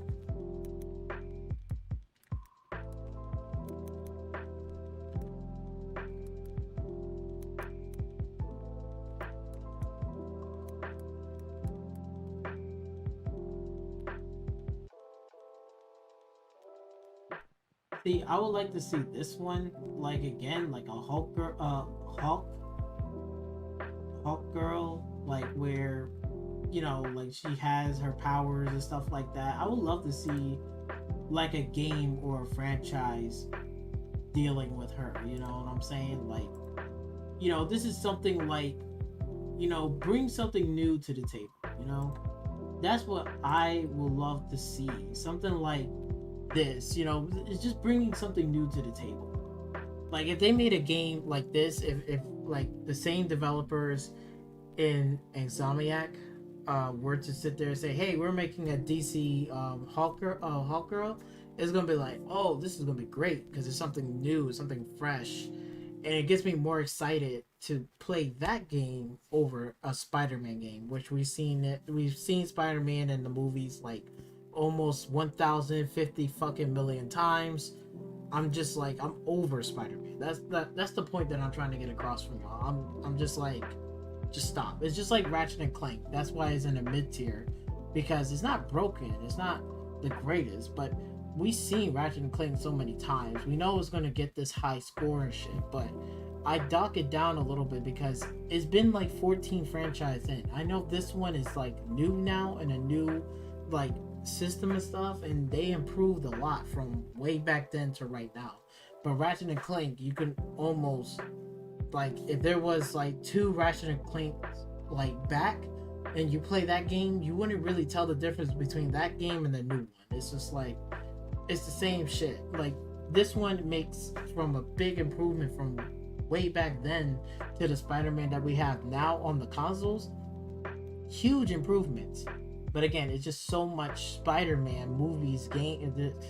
It's just like, stop. Just like, please give that shit a fucking break. I don't want to see it again. That's like the point that I'm trying to get across. So don't hate on me on it, but it's just like, I would like to see Insomniac again. I'm more excited about the Wolverine than Spider-Man. That's a fact. That is a fact. Okay, now moving on towards the next game, which is the Assassin's Creed Valhalla. Now, Assassin's Creed Valhalla, and I played most of the Assassin's Creed franchise from a long time ago, like way back. I played throughout the whole Ezio, like from, you know, Assassin's Creed first game, Assassin's Creed 2, Assassin's Creed Brotherhood, Revelations. I played through the Ezio franchise, the whole thing, and I love it. I played Black Flag. I did not play Syndicate yet. I did play Assassin's Creed Unity. I love that game. I want to play Syndicate when I do get a chance. I love Black Flag. I love that game. Now, Assassin's Creed Valhalla, fast forward. I know there's Origins. Then they have the Greek one and Valhalla. Now, the new ones right now, like from Origins all the way up to Valhalla, I'm going to give Assassin's Creed Valhalla is I do not give a fuck tier. Like, you know, I could simply throw this into trash tier, which I could simply do it like that, which it does. I'm not gonna sit here and say like the game is broken, because the game is not fucking like broken. Like, it is playable.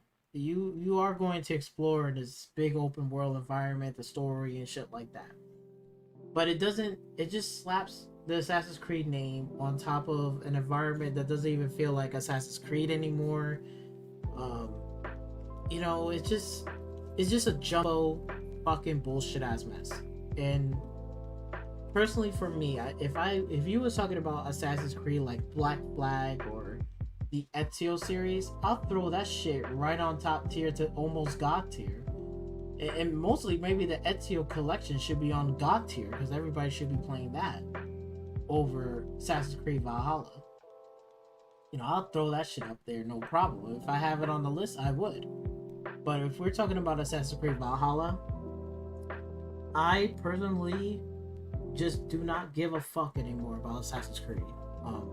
The franchise itself, I just don't give a fuck anymore. Again, the game is not broken. I know the game has this beautiful open world environment. If you don't believe me, like, you know, we could look at it. You know, hold on, I'm sorry.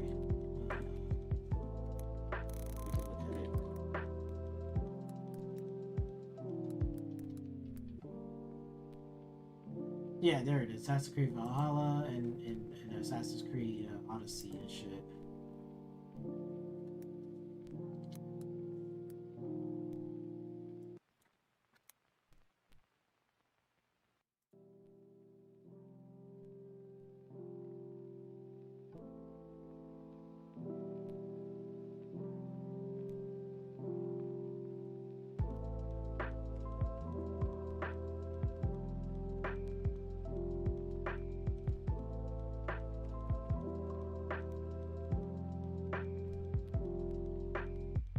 You know, like again, I respect Assassin's Creed. Like the gameplay looks good, inventory, all that shit. But you know, it has that Ubisoft same old bullshit, copy and paste from the previous titles. They don't do nothing new or different, and then they have this RPG type of element they added on top, which in previous Assassin's Creeds they didn't really have that at all, except for Unity. Unity was pretty much okay. I could rock with it. This one, they just made it like, it's just like you can't just do one hit kills and all that stuff. It's just now it's like a leveling system, and that's why I'm just at that point. I just really don't give a fuck. Like again, like you know, bugs. You got glitches. You have this sort of bullshit. That loading characters. Again, this looks cool. This looks great. You know, in certain cutscenes and stuff. You know, the environments, they're great. I don't have an issue with the environments and stuff. But like again, like I said before, it's just tainted with that Ubisoft garbage bullshit. Try to be RPG, make this game long as hell. It doesn't feel satisfying, and it's just like I don't got the time to really fucking play the whole fucking game, and it doesn't even get me excited to say, "Yo, Assassin's Creed Valhalla is like this, like the best game ever." Like, yeah, this is fucking awesome. Vikings and shit. Like, fuck this bullshit. And that's where it went from I like the franchise, I really love the franchise, to like I care about the franchise and I want to see the franchise grow after fucking Black Flag and shit, to now where this Assassin's Creed, I just do not give a fuck tier. And this well deserved it. I do not give a fuck about the new Assassin's Creed game. It belongs right on there. Period. Fuck that bullshit. Now, moving on, getting into some Xbox titles. Let's start off with the Forza Horizon 4.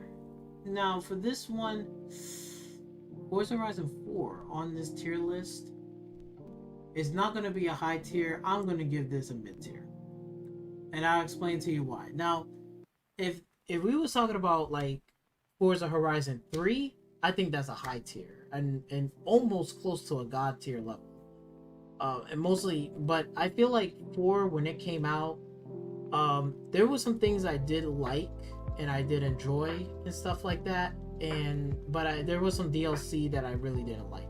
I think again, like if it was Forza Horizon like 3, I think that will get a god tier because the DLC was really fun. You got the Hot Wheels, Blizzard Mountain, you know, that shit was like really fun and cool. So it makes me like, yeah, I want to get these DLCs and stuff. Australia was fucking beautiful. Everything was great. Now, when Forza Horizon 4, it was kind of lackluster. There was one DLC that I liked, which is Fortune Island. I didn't really care about the Lego one. The cars and stuff like that was cool and stuff, and you know, whatever. It was Britain and stuff, or England, whatever. You know, it was, for me, it was a hit or miss for me. I mean, I played it. It was fun while it was lasted. I like the song and stuff like that. Mostly every song that they have in Forza Horizon was really good.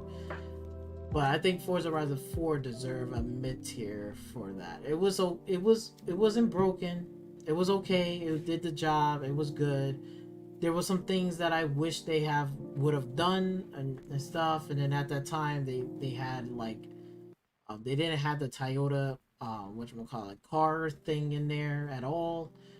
There were certain car things that wasn't that was pretty much causing an issue with that, which is I don't understand. Like, like again, if I'm just saying, like any car manufacturing that's out there that's either watching this video or listening to this, you work for them or not, I'm just letting you the fuck know that mostly why that they still driving the old cars in the video games, because there was a lot more better and fun than your new fucking car bullshit. Just like the Toyota 886 right now, for me, I don't really give a fuck about that car. It doesn't like resonate with me because it's not small and powerful. That's why a lot of people like the Toyota 886, because it was a small chassis, but it was powerful, raw, and it was like, like you felt like this was, like a driving machine. Like, oh yes, I understand now.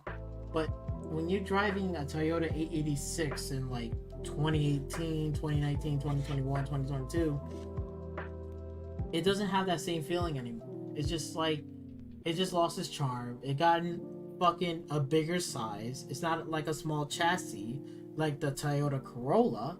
Like the new version of the Toyota Corolla, the hatchback model, looks so much better, and I will drive that. That should have been the 886 right there.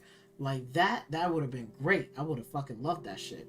But looking at the 886 is almost like the same way as a BRZ. It's just like, no. Like again, like look, like if we was looking at the 86,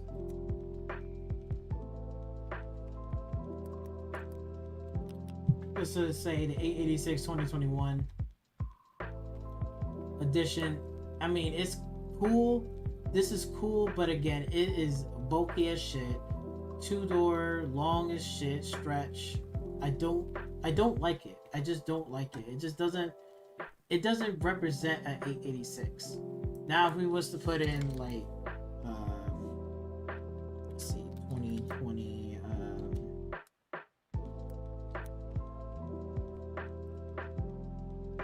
no, Toyota Corolla, not a 4-door. I think it was a 2-door. No, hatchback. Now, if you was to sit there and said this is like, like the next, like, 886, the hatchback model be looking like this, yo, I'm all over this. This is what people are thinking about when they're looking at like a Toyota, type of 886 model, like this type of chassis where it's like, it's small. It looks like it's not, I mean, it gotten bigger, but it's like, it feels compact and small and it's powerful. This is like the Toyota Corolla hatchback that I want to see in an 886 chassis, like in a newer model, newer version. No, we don't get that shit. We're getting the fucking one that looks like a big bulky ass shit. Like, looks like this piece of shit. And I don't like the car model for the fucking Toyota Corolla. I don't like the car model. It's whack. I like the hatchback model. It looks so much better. Way better. Because then when you go back to like the 886,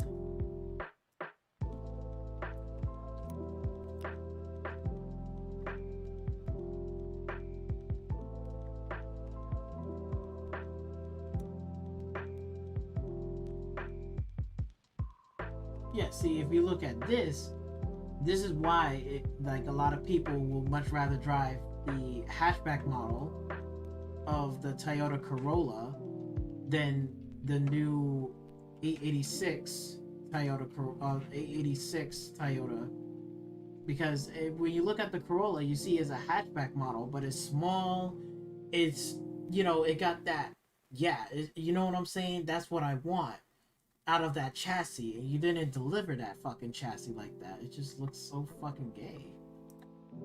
Versus 2020, like you can see, I think they have both. Like,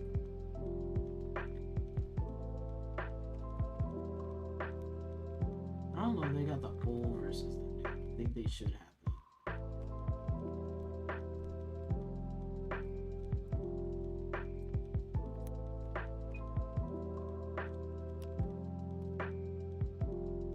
I don't think they got it stack up in the photos, but you know what I mean. It's just like, you know, they have that whole issue like that. But I'm just letting you guys know, like Toyota, any car manufacturing, please, when you make fucking car designs, don't make them fucking long and bulky and slap like, oh, here's an 886. This is the next 886. This 886 fucking model is fucking trash. What it looks like. The 886 model should be looking like the Toyota Corolla, like for real, like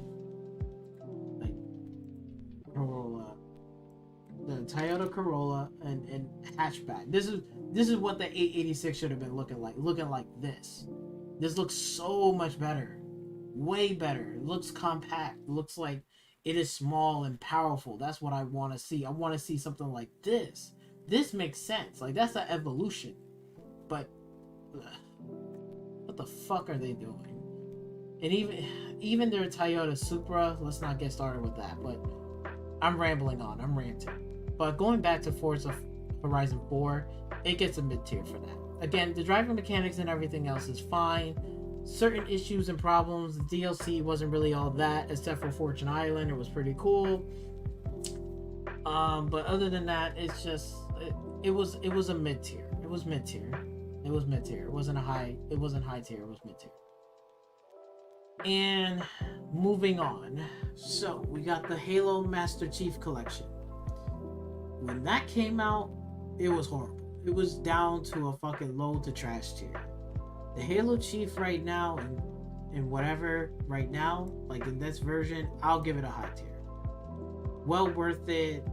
Has all the collection. You can still play the multiplayer and that shit too.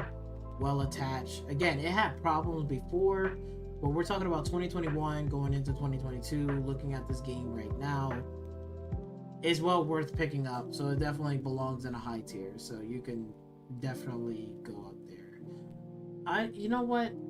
I will say, well, then again, it's a remaster. I was about to put it up to a god tier, but I think it just belongs in a high tier. It does not go up to god tier yet. It goes right there. It should be fine. But like I said before, you got all the games should be in there. The Master Chief, you know, the Legacy, ODST is in there. I think they got the Halo Wars in there. I'm not sure. I might be wrong about that, but I'm pretty sure ODST and Reach is in there as well. So, you know, if you haven't played a Halo game, you know, the Halo Master Chief is really good. I don't have no problems with that. Again, you can even go back and play on the multiplayer on that. They got Forge, they got all great stuff. So I personally will sit here and say, like, yeah, this is definitely well worth it. Okay, moving on from there. Sunset Overdrive. Sunset Overdrive, I'm gonna throw this down here. I don't give a fuck tier, because I really did not give two shits about Sunset Overdrive when it announced. When they announced that shit, I was like, Sunset Overdrive, and then when I see the gameplay and stuff, that shit did not amuse me not one fucking bit at all. It did not. Like, I mean, come on, like, me playing Sunset Overdrive.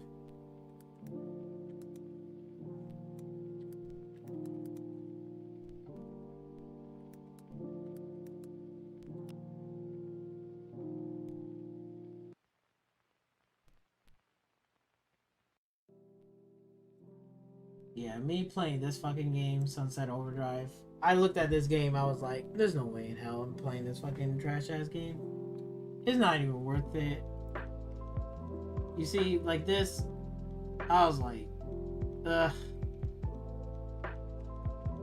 No.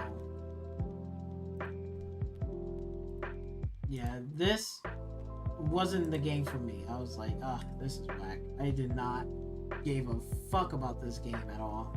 When I looked at that, I was like, nope. Nope. Not my fucking game. This is a personal thing for me. I don't give a fuck about it. Now, Halo 5 Guardian. This is going to get...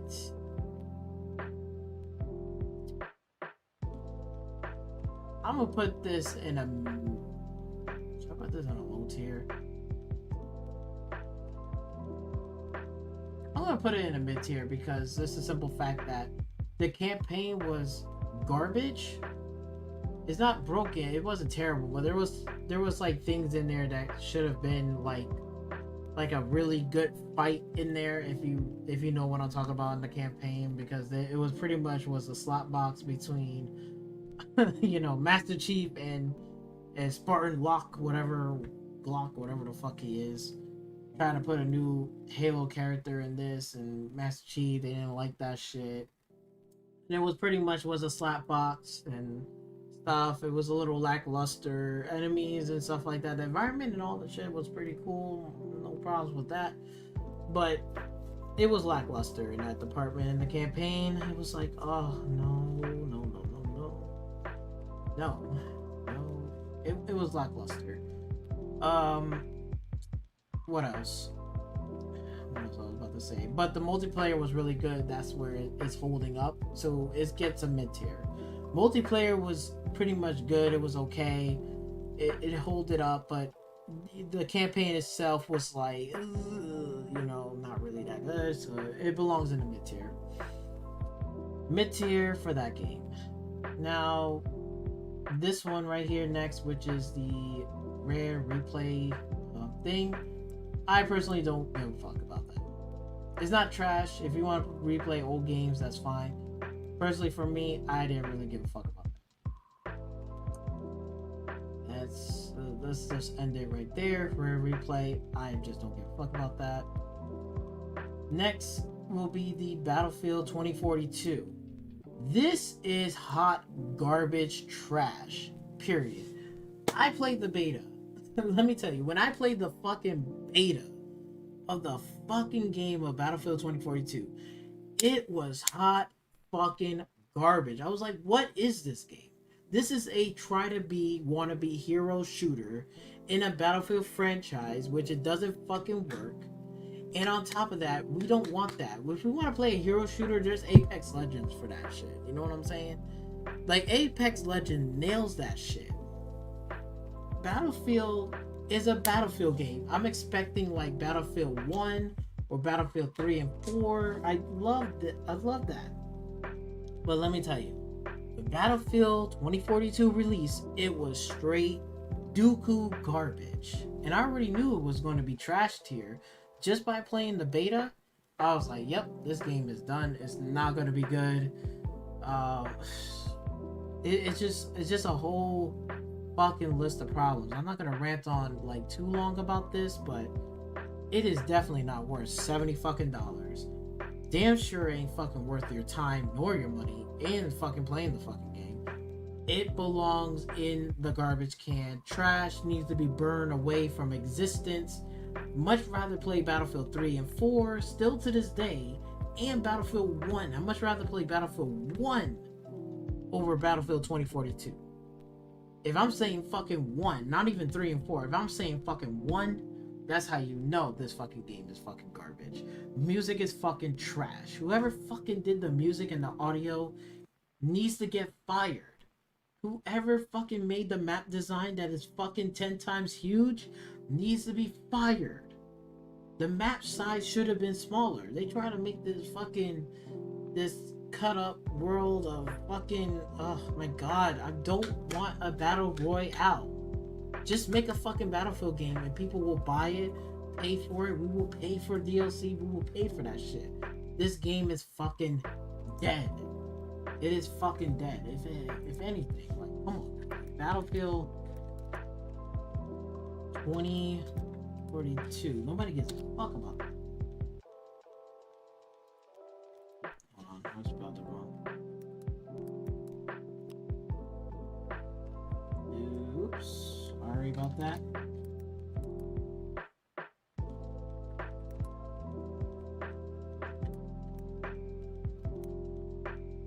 Yep, see if I can spell that.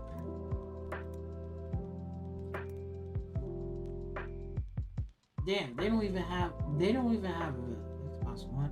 Oh my god. Even on the PC, you got a 68, but all the rest of them got 61s and 64s. But let's look at the PC. Look at this, 68, and this is a 2.2. Like, that's how up the game.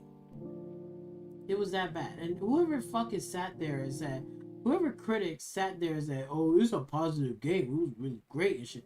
They did not play no fucking Battlefield game. And who the fuck is putting in, for a user review, 255 positive? Motherfucker, you got 2,000, like, fucking negative. Bruh, whoever put this positive for this game must be fucking on fucking crack. On some bullshit ass fucking crack. That's what this fucking person was on. Fucking crack. Fucking crazy. It was a rush game. It's not even functional. It's fucking trash. And not even the fucking modes can even hold up. I don't even think they have all the modes in fucking Battlefield 2042. What's up with that? You don't even have rush mode and all. That's how you know this fucking game is on the trash tier list. On the trash tier list. Fucking trash. Cyberpunk. This is the next game right here, which we all know where that's gonna go. Trash tier. When it first released, I had my hopes up. Everything was good. I wanted the game to be like, I'm not expecting the game to be like a god tier. If anything, it could be in a high tier or even a mid tier, and they gotta fix it to get to a high tier. That's perfectly fine. But when they released the game, it was piss fucking poor, and it's still piss poor. Still got shit in there that's not even in there, making these false promises and shit. What the fuck, yo, CG Project Red? What the fuck you was thinking? Smoking fucking crack yet again. Fucking game was horrible. Like, again, I like the music and some of the things that they have in there. It's just the execution was piss fucking poor. I played it for like 3 hours and I uninstalled it. It was the waste of my $60 of my life. Thought I was gonna get a really good game, and I was hoping, like, yes, like, please, I want to play this game. No. And the modders and all those motherfuckers is doing a better job than what the fuck is the developers in the fucking studio right now. The modders are doing a better job fixing this fucking game than it is the fucking studio itself. Should be ashamed of their fucking selves. Fuck CG Project Red. Fuck DICE and Battlefield and all those people. They probably all fucking left. 2 fucking games that are fucking trash tier in 2021. It's ridiculous. It's fucking ridiculous. God damn. I'm not even gonna get into Cyberpunk because we all know the story. That shit was hot garbage. Again, great stuff in there. Like, there's some great fucking stuff that I fucking love. But it's like, God fucking damn it. Why? Why you're releasing this fucking game that can't even fucking run on an old ass console? And if it didn't, if you know damn well it didn't run on an old console, look, I would have released Cyberpunk 2077 on the PC only. Focus on that. Then when the release is on the PC about a year or two, then two to 3 years down the road, port it over to a PlayStation 5 and an Xbox Series X. That makes sense. Do it like that. You know, don't fucking be like, oh, I want to port it on all across every single platform. And then you know what Sony fucking did. It's ridiculous. It's so fucking ridiculous. It's like, you know what? Trash tier. Trash. It's fucking trash. Alright, moving on from that fucker. Okay, moving on. Now, we got Halo Infinite. Halo Infinite, it is a mid-tier. Okay? Definitely is not Game of the Year material. Definitely is not in a high tier. Is in a mid-tier. And I'm gonna explain why. Because I'm in the middle of playing the game. Now, again, this game is not broken. Like, by all means, you'll enjoy yourself and stuff like that. So far, it does not make any fucking sense. It does not make no fucking goddamn sense. And I'll explain to you why. I'm gonna explain it to you. Why it gets a mid-tier. And note to self. I only played Reach, Halo 1, and Halo 2. like Halo 1 and 2, I played that back on the original Xbox. And I played Reach on, like, I believe on the 360 or the Xbox One. I believe so. But other than that, I never touched another Halo game after that. I didn't even play 3. I didn't even finish 3. Didn't play 4. And I did not play fucking Halo 5 Guardians. Jumping into Halo Infinite, you know, and I'm playing it on Game Pass. It is a mid-tier game. Now, did they make improvements from the past E3, from what they shown in that fucking you know, trailer and shit like that, and gameplay? They pushed that back for 1 year to right now. Did they make improvements? Absolutely. Yes, they fucking did. It was a big fucking difference. A hell of a lot better than what they shown from last E3 to right now. Big fucking difference. If they was to release that from last year, this shit would have been either low to fucking trash tier. But they made a big improvement. But they didn't save it. I mean, even though that the fucking game has a free-to-play component, which is cool, but even the free-to-play component is good and it works right out of the box. Way better than Battlefield 2042. I'll give credit where credit is fucking due. But the simple fact that you got these fucking stupid ass challenges that nobody gives a fuck about, that I don't even want to do. And then on top of that, what kills it is the fucking ranking system and the gameplay list, because you can't pick the game mode that you want to fucking play. You just can't. Like, what the fuck? And then on top of that, you're telling me that I have to do these stupid ass challenges to unlock this fucking thing. But yeah, I can't even pick the game modes that I want to fucking play to do the fucking challenges anyway, and I really don't give a fuck about those challenges. I just want to fucking kill and play the objective and rank myself up. I can't even do that. What the fuck? Like, the thing, like, the multiplayer works right out of the box. The game, shooting mechanics, all that shit is great. Shit like that turns me off and say, I don't want to play the fucking multiplayer at all. What about the campaign?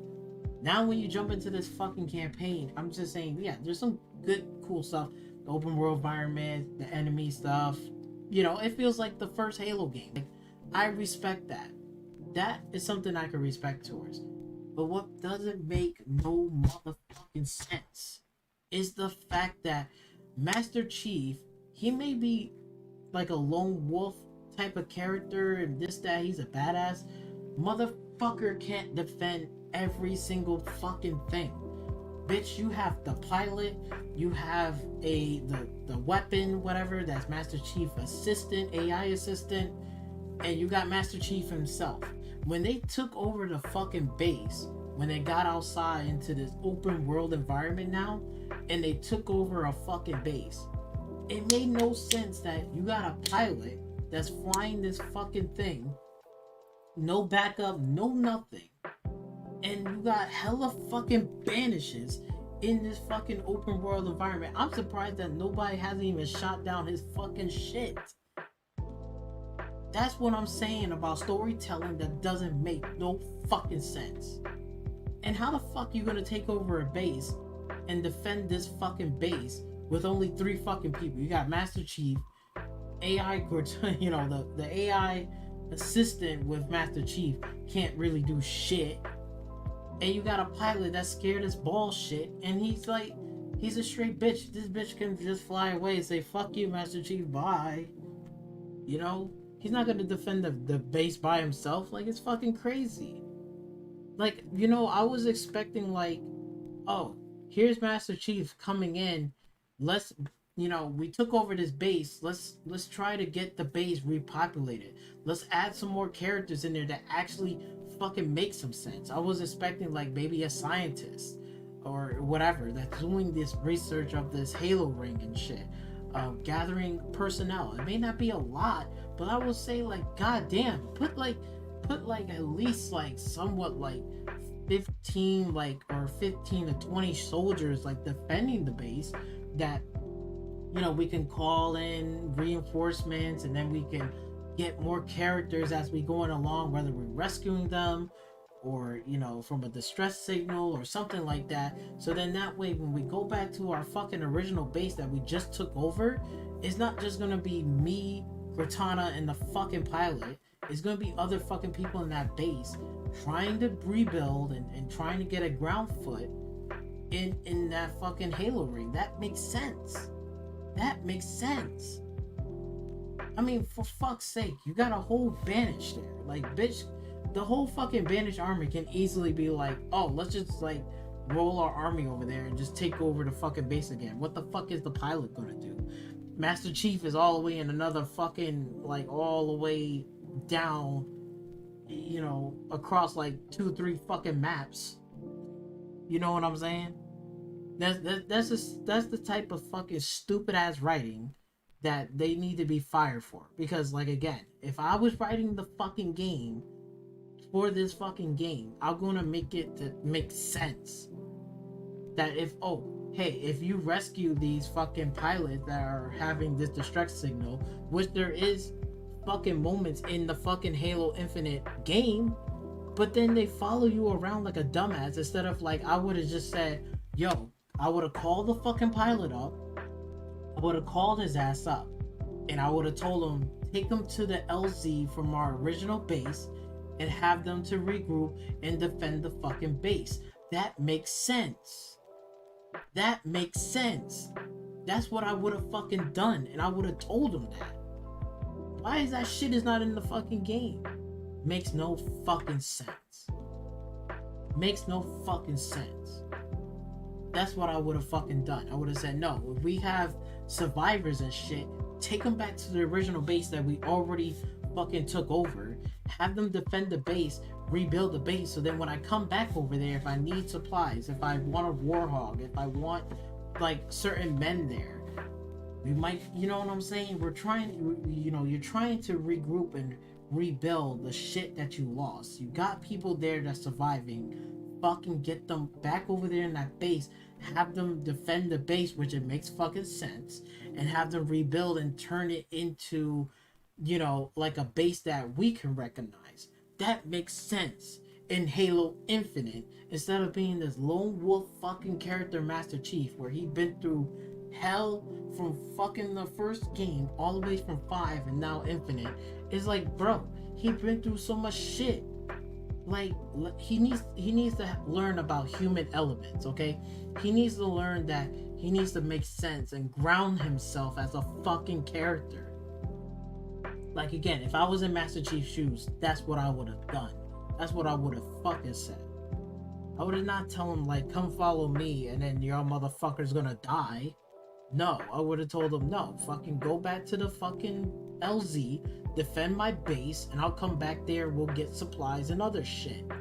That's what I would have fucking done. Whoever fucking wrote that shit needs to be fired. Fucking bullshit. Fucking bullshit. And then the environment, there is no, like, desert environment, there's no snow map environment, there's none of that shit. Where the fuck is all that in this game?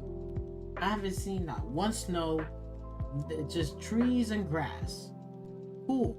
But I like to see snow environment, okay? Desert environment that are like dry as shit with interesting elements. Like, oh look, here's a desert environment, but then there's this like train that's going into this fucking town and shit. I would like to see towns and villages that's maybe just not part of the fight, like not part of the Banish, but they're just trying to live their fucking life, you know?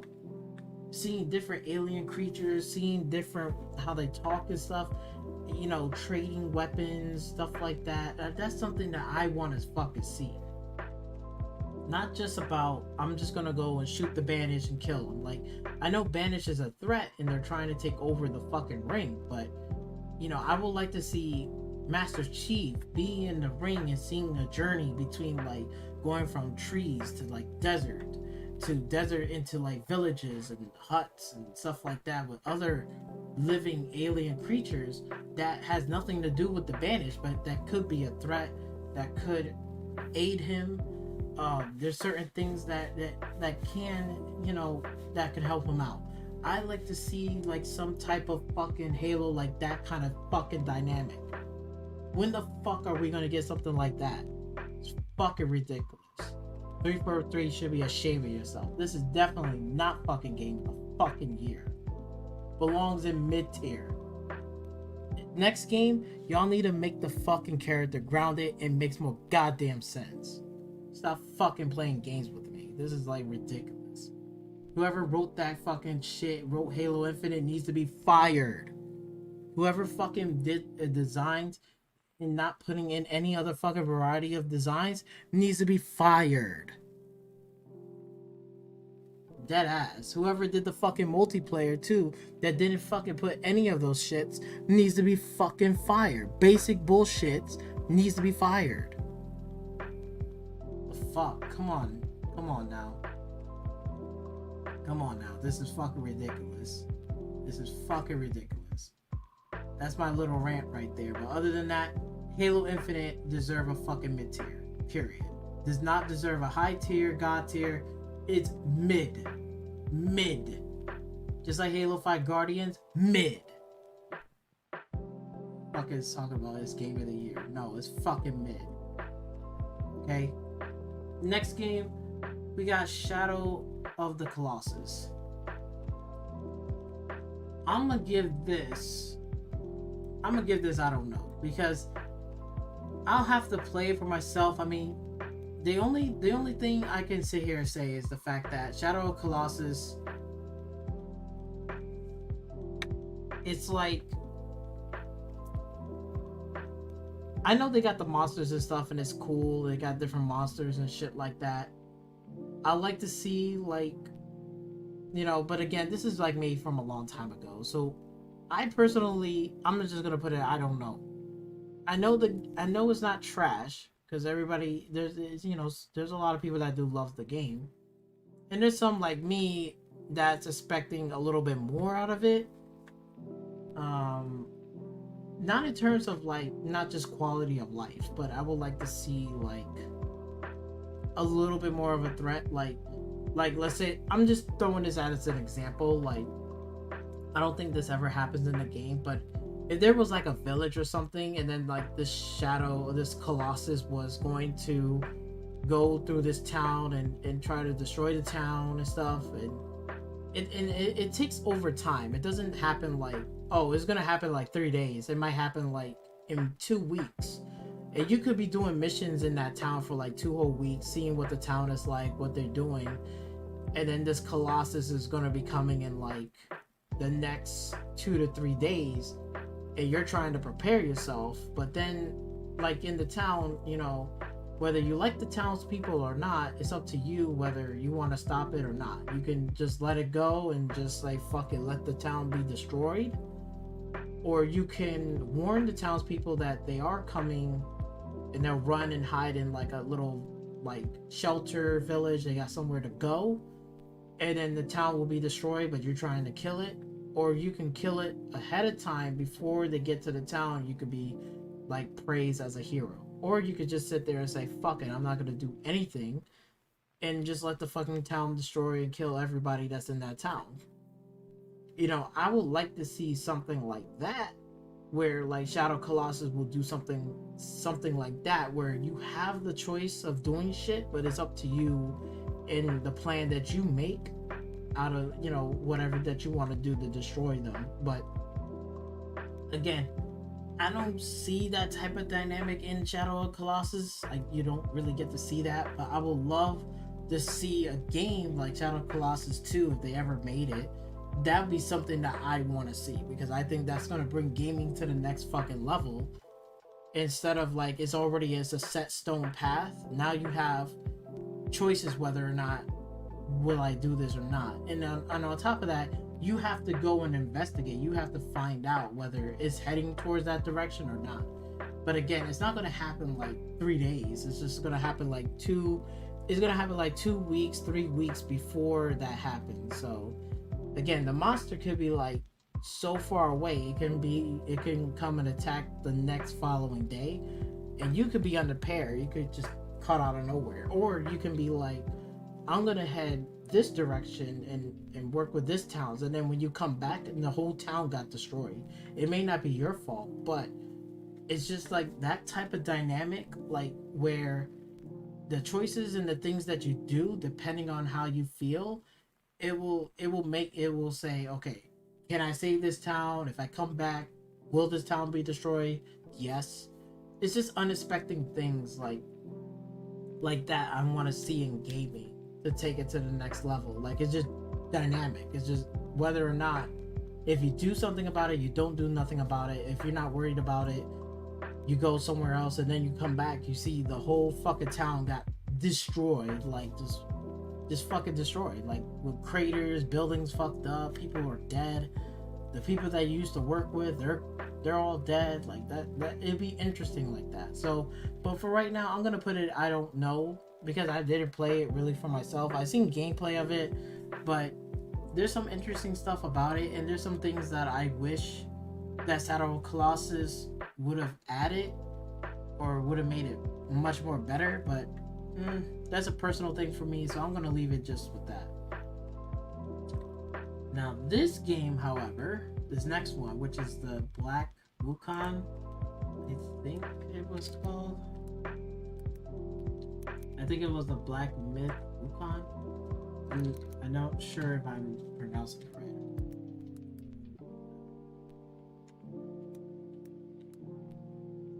Yep, it's the Blacksmith Wukong. I fucking love this shit. This game right here, which is clearly on fucking PC, because it is definitely cannot run on no goddamn console. And I've been saying that shit for the longest time. Just seeing it. The gameplay of it. It's just like, oh my god. I mean, just seeing this fucking game, just seeing it like this, oh, I'm fucking loving it. This is like the best looking fucking game I've ever seen in my whole entire life. Much more better. Oh, there is no games on Xbox nor PlayStation that I have seen thus far with this amount of level of detail and graphics been put into the game. Like I haven't seen this fucking much level. It looks so good. It looks so fucking good. The snow environment. Look at this shit. I mean, sure, it looks like it got some little trinkets here and there that needs to be fixed or whatever needs to be done. But yo, just by this, oh my god. I'm fucking loving it. The enemy, the snow environment on the ground. You know, again, there's some clipping stuff, but even so, this shit looks fucking amazing. It looks absolutely good. I want to play this game. I really am excited, and I really truly do want to play this fucking game. This game is absolutely, like, yes, like, most definitely, like, oh my god. So Black Myth Wukong is getting the god tier level. Period. It's getting god tier level. I don't care what nobody says. I don't care. I know it did not came out, but just looking at this fucking gameplay, just looking at this is, for one, is different. It's something different and unique, and two, is fucking beautiful. The environments, the details on the shit that they have put in the work, like, it looks so beautiful. The combat looks so good. It looks so good with different environments, not just snow, jungle environments, deserts. Oh, I'm fucking loving it. The combat look, oh, the snow, the prints on the ground. It's just like, yes. This is like, this game truly is the next, like, this is the definition of a next generation console that I wish it was on. I wish this type of gameplay and detail was on a PlayStation 5 or Xbox Series X. But there's no way in hell that it's going, there's no way in hell they can pull that off. Just looking at this alone, and just the particle effects later on with the big ass dragon like this, with the god rate. Oh, come on now. with the god rays looking like this, the particle effects, the dragon, you see the fucking cracks on the ground. I know there's some things that's like a little unrealistic, like, to be honest, like if you see a dragon like throwing down some lightning, honestly this whole fucking sheet of ice would have cracked into like 10 billion fucking pieces by now. But it's a game, so there's some things that is not gonna make any sense or whatsoever. But just the simple fact that the environment itself, the fucking dragon, and it just looks so amazing. It looks so fucking good. Particle effects. This shit right here cannot run on no goddamn PlayStation 5. Damn sure can't run on no fucking Series X. There's no way. They're gonna have to dumb down all of that shit. All of this shit, and plus you can see the lightning just come out of nowhere. But again, they will have to tone that shit down for sure, like no doubt about it. But it looks so fucking cool, the dragon, the fights that they're doing right now, and all of this. Oh my god, this shit looks so fucking amazing. This is like, yes, I want to play this game today. I want to play this today. I want to play this shit the rest of the 2022. Fuck all the other games. I'll play this I'm all set. If this was the only game that was releasing in 2022, this will be the only game that I will ever fucking play for the rest of the fucking year. Because this is like really, really good. Unique enemies, different types. It looks pretty fucking... That shit gets a god tier level. That game is a god tier level. Like, there's no... You cannot touch that fucking... Any of these fucking high tier games cannot touch this fucking game. That's a fact. That's a fact. And if you sit there saying, oh, you lying, like there's no fucking way that's not gonna happen. No, bitch. That shit, I'm sorry, but that's god tier material right there. Holy shit. Please. There's no way in fucking hell. No way. No way. No, none of these fucking games can touch that. Oh no. Okay, so the next game is going to be Bright Memory.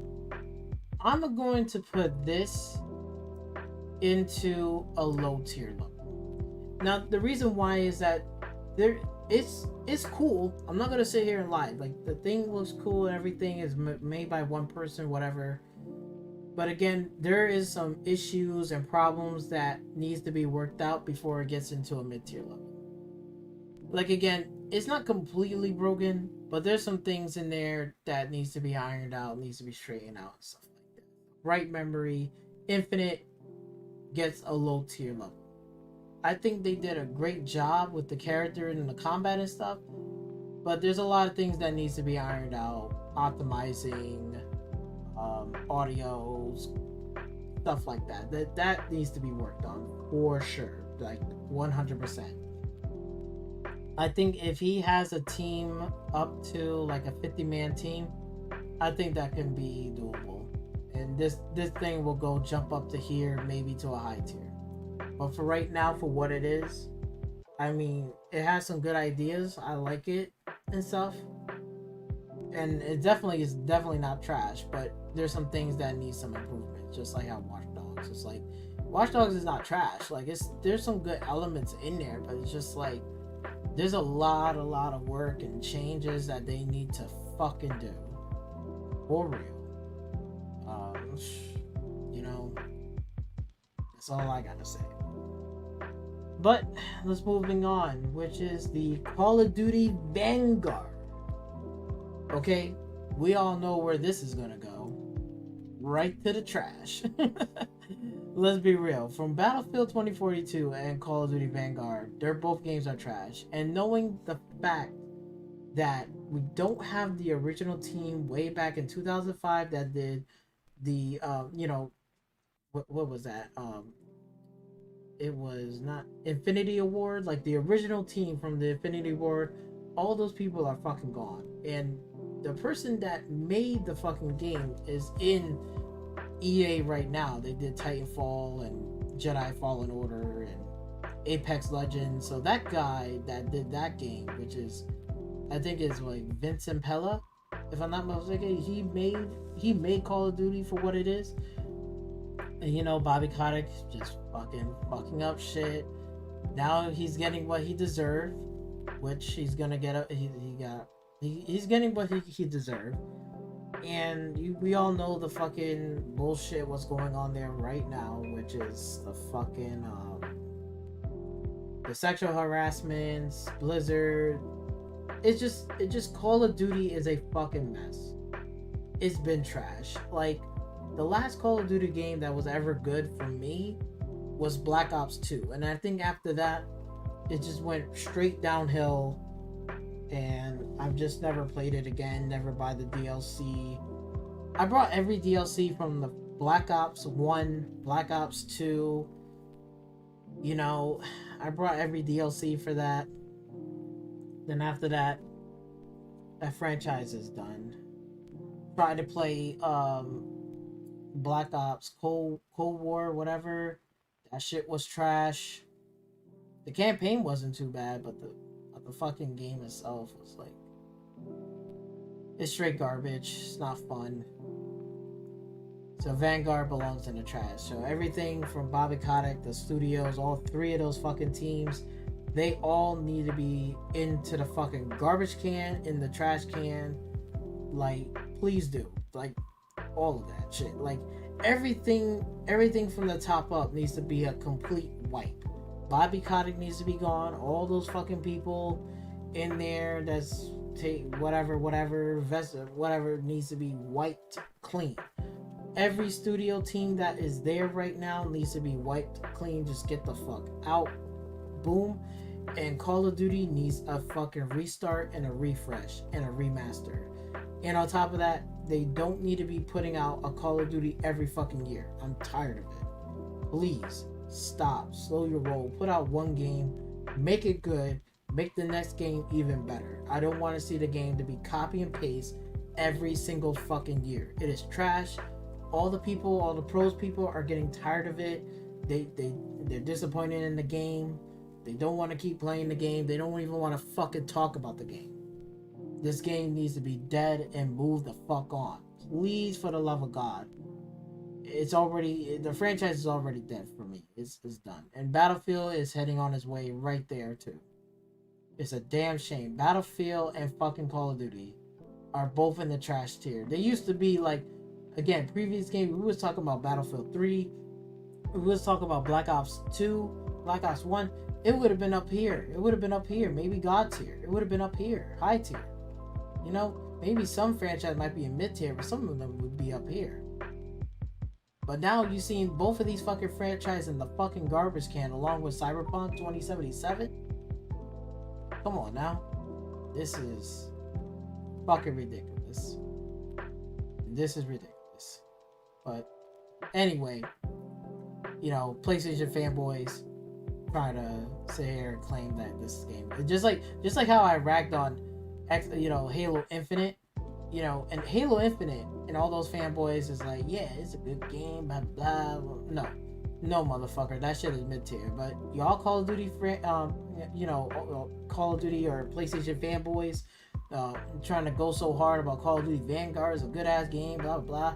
No, it is fucking trash tier, period. Xbox fanboys, you got a mid-tier game. It's not even worth a high or even a god tier. It even hit to this. It even hit that, so fuck that bullshit. Alright, let's move the fuck on. Elder Scrolls 6. Now, we know about Elder Scrolls 5. You know where this is going. It's not going to high tier, it's going to god tier. Because any Elder Scrolls games that comes out is well worth fucking playing. And it's so good. And I'm excited for Elder Scrolls 6. Okay, I played Elder Scrolls 5 Skyrim. I got all the DLC. I enjoyed that game so much. I can replay that fucking game over and over and over again if I feel like it. It's fun. I enjoy the game. I love the game. Okay, I never got into Elder Scrolls when I got into Elder Scrolls 5 Skyrim. When I played that game, I was hooked. I was like, oh yeah, this is my good game. I'm loving it. Love the bow and arrows. I'm a bow and arrow type of person. Okay, I'm more of that guy from, what was that movie? The Twin Towers from Lords of the Ring. I forgot his name. You know who I'm talking about. He got that bow and arrow. He just like shooting shots. That's just me in that game. I love the bow and arrow. That's just shooting shots. Boom, boom, boom, boom. And trying to kill that person. That's all me. I love it. And I love Skyrim. I love it. It's fun. It's enjoyable. It's a great fucking game. Definitely in a God tier level. No questions asked. No doubt about it. Elder Scrolls 6 is God tier. I'm gonna put it up there like that. Moving on to the next game, which is the Crew 2, and this is going to belong straight into the trash can. Okay, let me tell you why it belongs in the trash can. The Crew 2, and this is where I'm going back when I was saying before, where Forza Horizon 4, has a good balance between a 50-50 between the driving mechanics and the car mechanics. Okay, now even the driving and the car mechanics didn't save this from going into mid-tier. It could be in a high tier if you really want to be whatever. It could be up there, but I put it on there because of other reasons. But even so, that this game that's even in mid-tier, this driving mechanics in Forza Horizon 4 is so much better. And even Dirt 4 is so much better than the Crew 2. The Crew 2 driving mechanics is absolutely fucking terrible. It is mostly arcadey type of base. Even if I try to turn off like a stable control, traction control, turn all the shits off, turn off like driving assisting, steering wheel assisting, all that bullshit is off.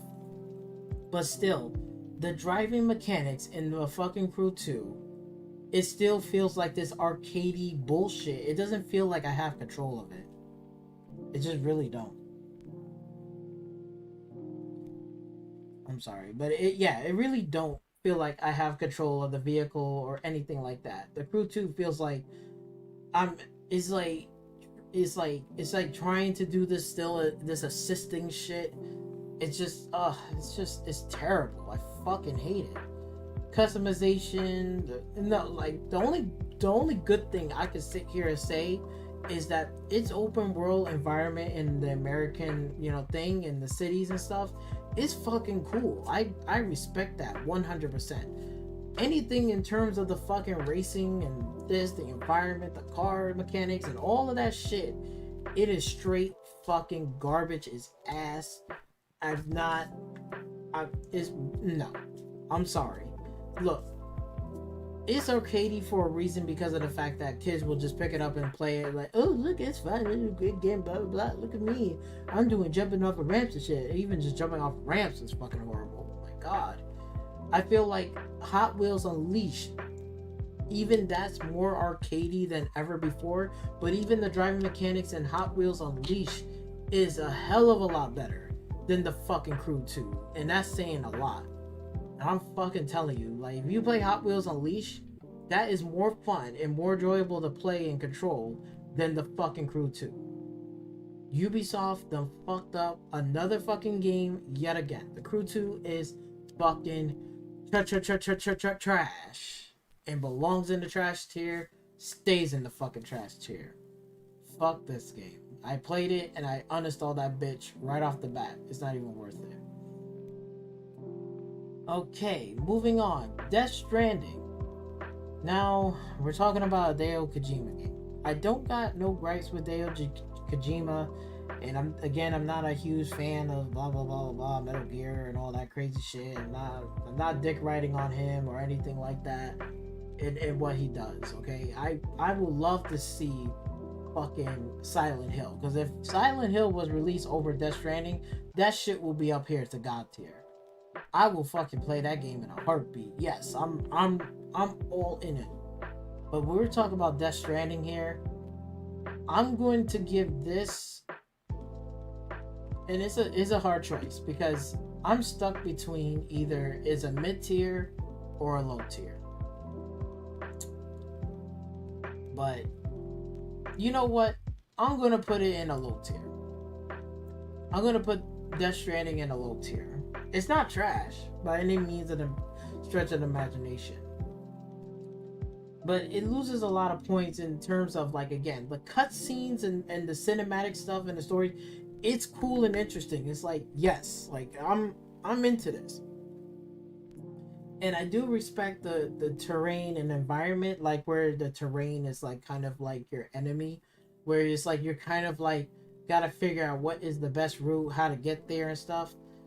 But in terms of all that, I feel like the environment and the open world aspect is not interesting enough for me to want to travel into that environment and stuff. I mean, sure, it has snow, desert, and it has all these other things, but even so, it doesn't hold up enough to be like, you know, whatever. Yeah, I mean, great, you have top tier talent in there, but there's certain things about even an environment that you're trying to do in terms of terrains and stuff.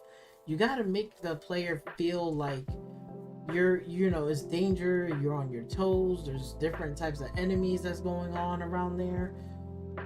Again, he missed the ball, he missed the mark on it, and that's why he gets that low tier, where it's like there's some great things and elements. It's just piss poor execution on certain things and other things that are missing in that thing, missing in Death Stranding, that I was really hoping for. Like, again, I didn't want it to be like, even though they call it a delivery sim thing, which I get it, but at the same time, they could have made it more interesting, not just enemies at a camp and, you got the choice whether to avoid it or not. Like, I like to see more towards, like, other people as traveling as well, and other people that either stuck or can't go anywhere, seeing dead bodies along the way, trying to figure out what goes on, stumbling across like other landmarks and finding secrets and stuff like that, stopping into villages and stuff like that, and maybe having somebody, like, maybe when you're traveling you may not notice, but somebody was trying to follow you, trying to stalk you, trying to kill you. These are things that should have been in Death Stranding that will make the game even more interesting than just going to point A to point B, because now you have other elements and other things that you have to be aware of that can oppose like a fucking threat to whatever you're trying to do in terms of objectives. That's why it's going to get a low tier, because it doesn't have enough of that shit. Everything else is great, and again, it's piss poor execution. There's some great ideas in there. It's just the lack of fear and the lack of like danger. There's certain elements of danger, like, oh look, it's like this comes up, and like, okay, I get that, but like they need to add like other things that's not just here's an enemy camp, if you want to avoid it, whatever, you want to do this, like there's got to be other things. So again, the voice acting and everything else is great, but it didn't save it from being a high tier and shit. It gets a low tier, that's for damn sure. What's next? The Demon Soul remake by Bluepoint. I will give the Demon Soul remake Bluepoint, I'm gonna give it a mid tier, because I'm not gonna sit here and say it's broken, but it's nothing new either. I mean, we're talking about a remake that did make improvements of the game and stuff like that, but this is a game that we, if you never played this before, this would be all great for you. You might put it up in high tier, but this is a game that we already played this before. We kind of know this. I don't think a lot of people was super in demand of saying, yo, they need to do a Demon Soul remake. Like, I think a lot of people will much rather have a Bloodborne remake or even Bloodborne just to be on PlayStation 5 with an upgraded patch for 60 FPS than a Demon Souls remake. I'm just saying, come on now, PlayStation fanboys, don't fucking hold me accountable. I'm just trying to help you guys out, because I'm just throwing out some facts. I'm just pointing out some facts. But again, the game is not broken, and for me to put this on a mid tier, it's just a simple fact that this is not a game that a lot of people was so in demand. Like, I demand a remake of Demon Souls. I don't think a lot of people was into that. They more in demand of like, where is Bloodborne on PlayStation 5 and where's a patch for that? They're more in demand of that game over Demon Souls, right or wrong. They're like, come on, don't hold me accountable, PlayStation fanboys. Like, for real. Like, again, I ragged on Halo Infinite being on mid tier, which is fair enough, and I did ragged on Call of Duty Vanguard. So Demon Soul is going to be in that same treatment in that department. Like, just letting you guys know, it's not a bad game. It works. It's a great game. There's nothing wrong with that shit. Bluepoint did a fantastic fucking job in that shit. But overall, Demon Souls, the remake version, is going to get a mid tier. Not due to any technical issues. There might be a few things in there, maybe one or two bugs you might come across too, but it's not game breaking. The visuals is fucking amazing. It's just a simple fact that this game, the Demon Soul remake, it wasn't really in super high demand. Like, the one game that is in high demand right now on the PlayStation platform, on the PlayStation 5 console, they want to see a Bloodborne, like, to be on that fucking PlayStation 5. If they did a Bloodborne remake and on top of that they slap in the 60 FPS, I would not see not any problems. It would have been in the high tier, probably in God tier, and on top of that, you have 60 FPS, and it's so much in demand. They want to see that game over a Demon Soul remake. That I'm just saying. I'm just fucking saying, for real, for real. Okay, next one, which is another PlayStation exclusive, which is Destruction All-Star. This is where it's either trash or I don't give a fuck, which we're gonna put it into I don't give a fuck tier. It really is trash. It really is trash. Let's just be real. Like, that shit was dead. I mean, again, it's not broken by any means of the stretch of the imagination or game breaking or whatever, but it's just a simple fact that when I seen Destruction All-Star, I just don't really give a fuck about that game. That game did not make me sit there and say, yo, I need to get this game today and play it all day. Like, no. I sat there and said, pass, this shit is garbage. It's garbage. And plus the game was dead anyway. They had to fucking try to do something to get the players back in there to keep playing the game. That shit was dead on arrival. That shit was dunzo. Dunzo. For real. Moving on. This is the Gotham Knights. This is an interesting one for several things. Now, we know about the DC games of the Batman series. We know the last one, I think it was Arkham Knight was like kind of, it was in a rough state. It was much better now, but still there's some gameplay elements that a lot of people just did not like. They like the open world aspects of it, of being a Batman flying around in Gotham City is cool. Like, that's not an issue. But there was like the driving thing and a few other things too, in terms of pacing in there. But other than that, it's pretty good. But when they first released the game, it was in a bad state. Optimization, lag, freezes, crashes. It was fucking horrible. But this game is interesting because now it's like a 4-player co-op. So I don't know how this is gonna go.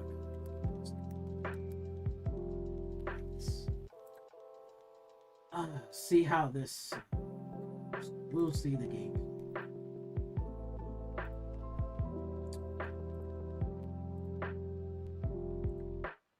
So, again, from Warner Brothers and stuff. I don't know. At first, I sat there and said, I may not give a fuck about this game, but then again, I'm like, well, Batman is not in this game, which that kind of makes it, maybe it's not going to be as good, because I'm like, a lot of people do want to play Batman and do want to see the other characters in the Batman universe. Like, there's Robin. That's great. We can actually play Robin now and shit, but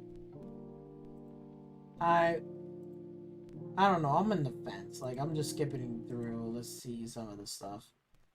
There's Batgirl, which is cool. Okay, got the bike and stuff. Open world environments. Again, just looking at it, I know it's like a little bit rough around the edges, needs a little bit of work and shit. Okay, what doesn't make any sense is the fact that you got these fucking cars that are driving knowing that shit is going down with these thunderstorms and shit. I'm surprised they didn't even stop and just fucking like crash into a building or a wall. Like, you know, like there's a pedestrian. There's like a few, but I don't see a lot of pedestrians out on the road. Now there's starting to be a few more. So those are the things I'm a little worried about. Like, are they gonna be pedestrians, or are they gonna have some more cars than just a few cars that we just seen? Because that was some lag right there. So they're gonna definitely have to optimize this fucking game, like for real, for real. Now they got this 4-player like cooperative action, which is pretty cool. I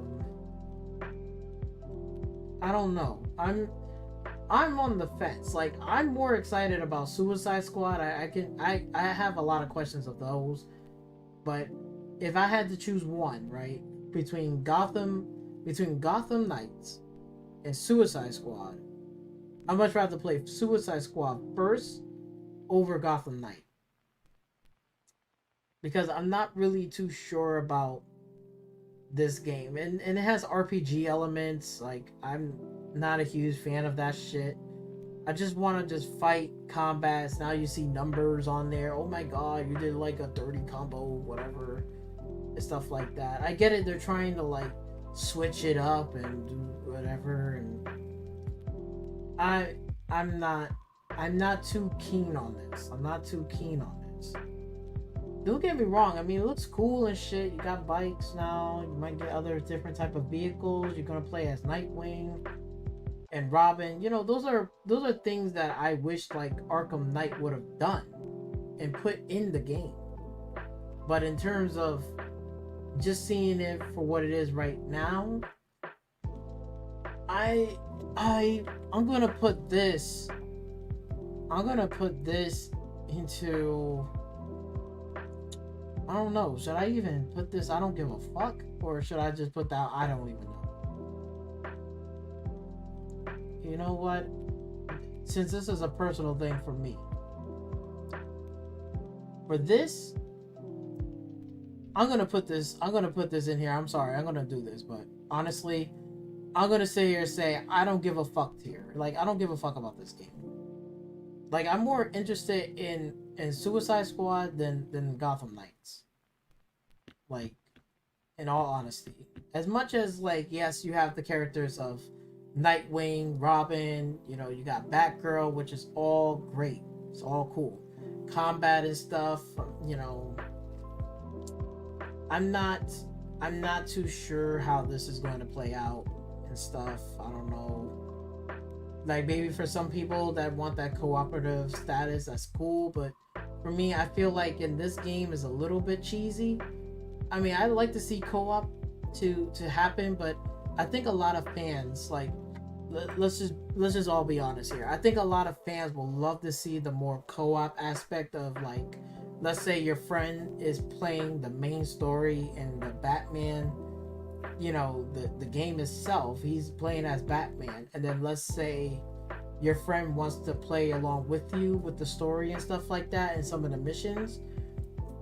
That's when, like, that cooperative thing, like, now Robin is coming in there, and Robin is like teaming up with Batman, and they're making a plan and trying to do this and that and collect evidence and fighting bad guys and, you know, whatever, and so on and so forth. I think that's gonna be like something like a Gotham City type of game that people want to be cooperative and want to play, than forcing 4-player co-op with all of these characters, but there's no Batman, which is like, okay, but then again, it's like, I think a lot of people want to see that first, that co-op, like 2-player co-op, you know, Batman Robin duo. If it's like, if you want to do a Batman and Batgirl duo, you could do that. Batman and Nightwing duo. I think they should have done that first before going straight into like 4-player co-op. You know, start off with that. Start off with just regular shit that's going around. Like it's like basically like take Arkham Knight and say, here's Batman, fix the fucking car mechanics, and here's the open world environment. in Gotham Knight and have a little bit more extra stuff that you could do in more rooms, solving clues and puzzles.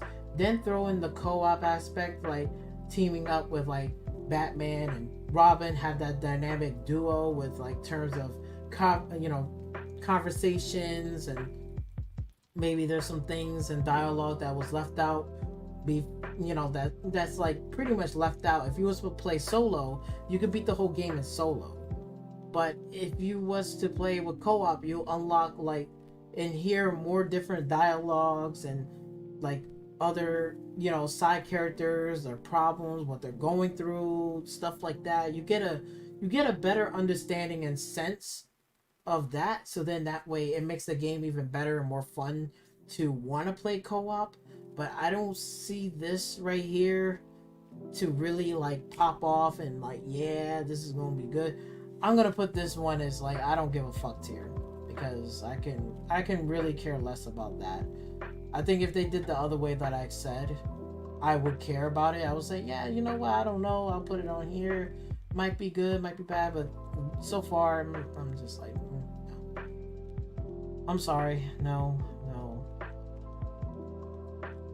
Okay, moving on, which this is a horror game, which is Vintage. Vintage, I'm gonna give this shit, I'm sorry, but I'm giving it a high tier. Vintage is a really good horror scary game. I think it's more scary than fucking Village. As much as I love the psychological horror in that, and I know it may not be the best, and it was started off in early access and then it got into full release. They fixed a lot of things and problems, and I know it's not like the, like it was like AAA high-end tier and stuff like that, but what they have given us and thrown to the table for Vintage, like where it's more like you gotta figure out certain things, you gotta use your head, and you really gotta find your way through. I like those type of games where they don't hold your fucking hands, like for example, like God of War, they kind of like hold your hand, go to this area, do this, hold your hand, go fight this big ass boss monster in a box. There's more like a controlled environment, hold your hand. This one is like, here's this house, you can go anywhere in this house, you gotta figure it out. But just be careful, there's monsters, ghosts, and other shit is lurking that's trying to kill you. And some of the paranormal stuff and psychological stuff. This is what I love about Vintage, because it doesn't hold your fucking hands. So you gotta figure out, and it's just trial and error. So for that, I'm gonna give credit where credit is due. And Vintage is scary as fuck. I'm gonna let you know right now, I was scared throughout the whole fucking game. Like Village for me will be like, here's some scary elements, but I got a way to defend myself.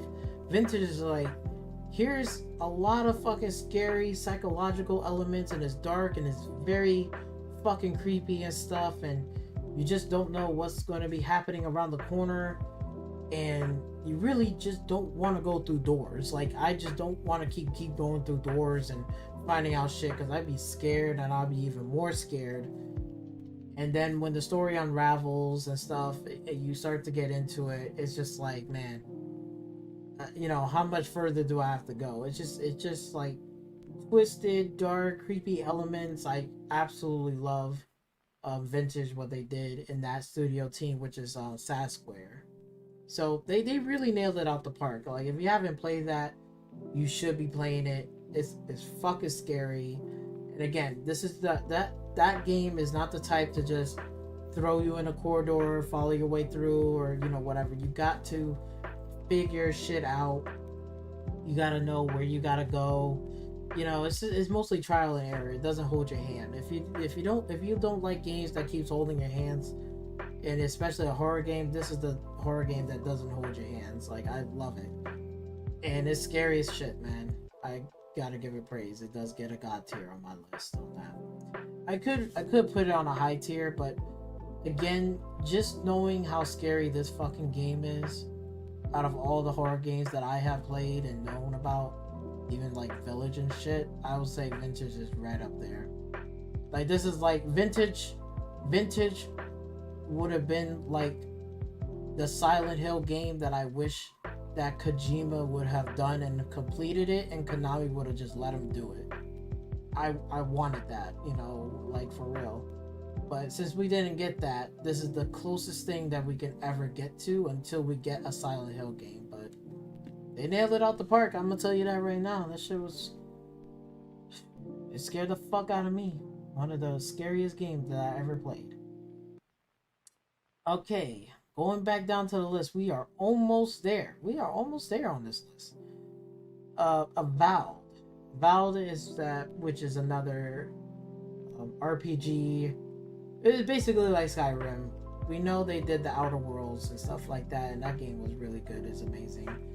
Now, Avowed is going to be either coming out this year or 2023, but I'm going to give Avowed, I'm giving that shit a god tier, like, right off the bat. There is, like, I'm telling you right now, that game is going to be fucking good. No questions in my mind. It's going to be fucking good.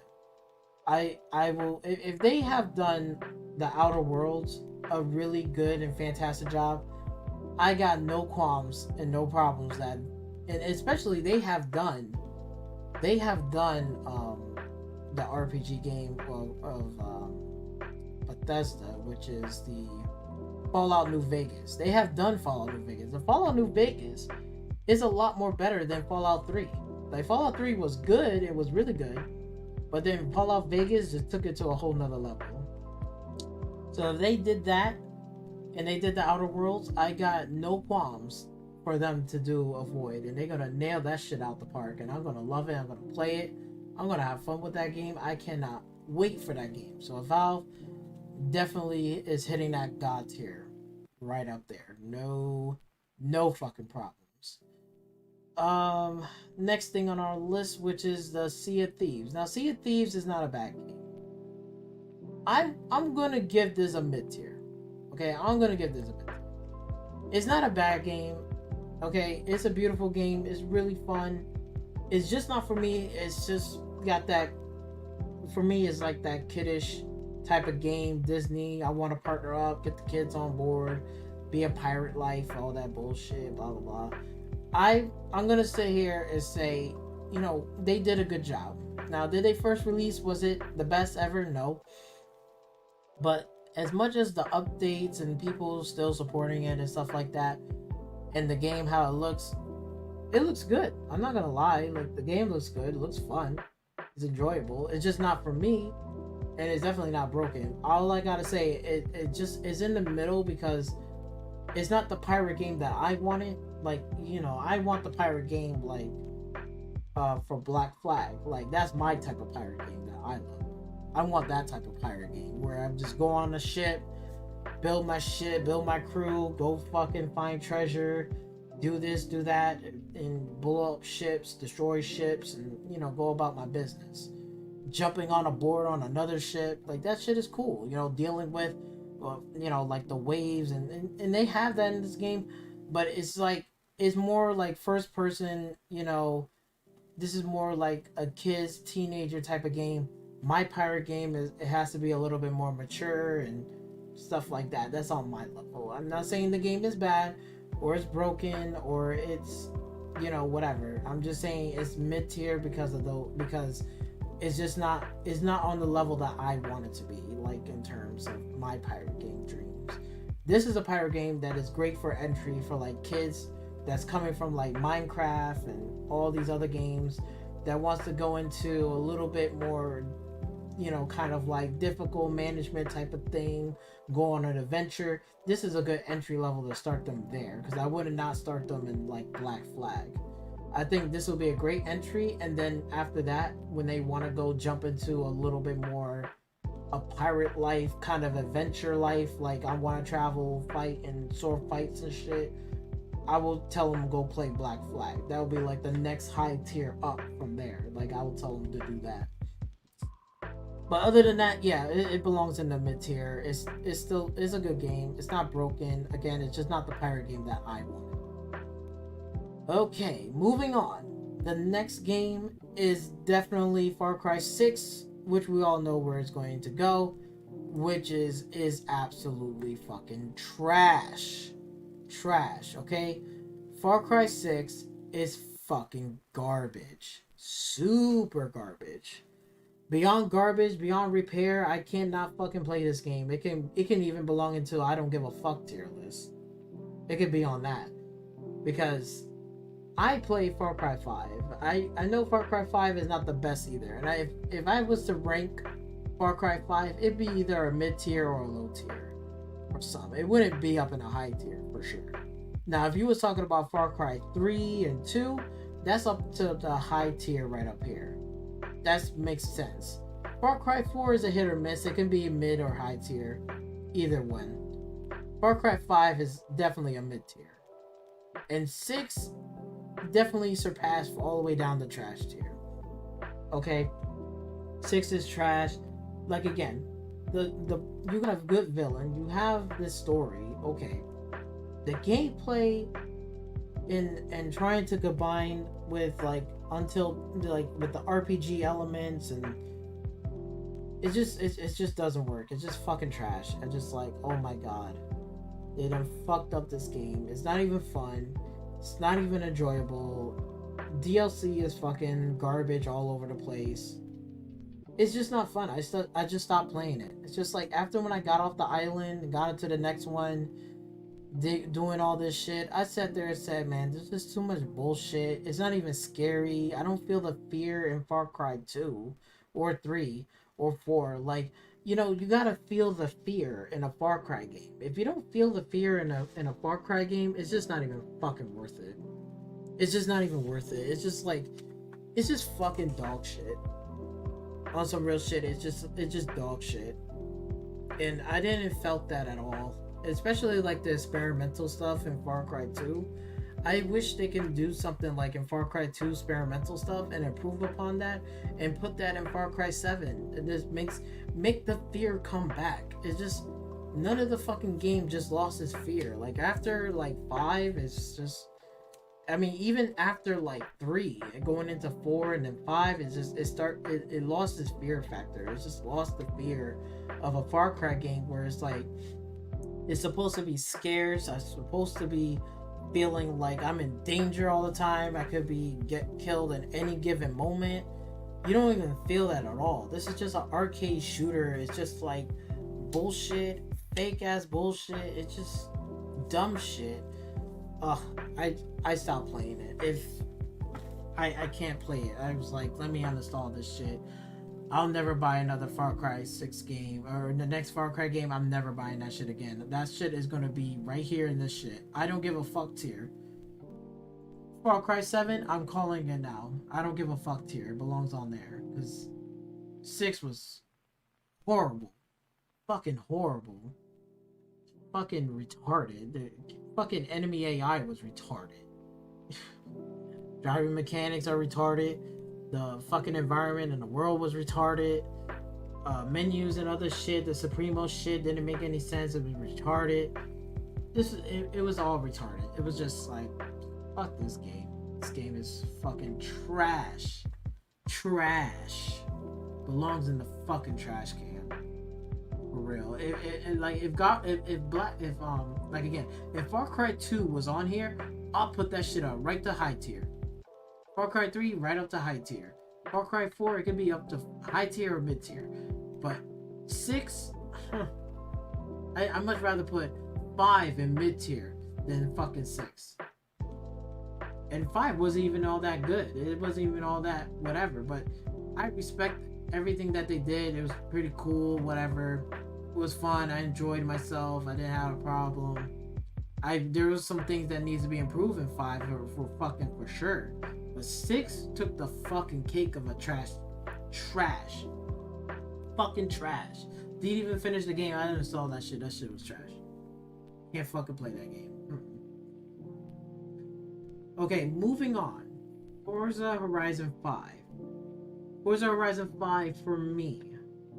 Out of all the Forza Horizon games, like we know about 4, I played 2, not in release, but I played it later on. Played 3, the hell out of 3. I love 3. 3 is good. It could be in a high tier.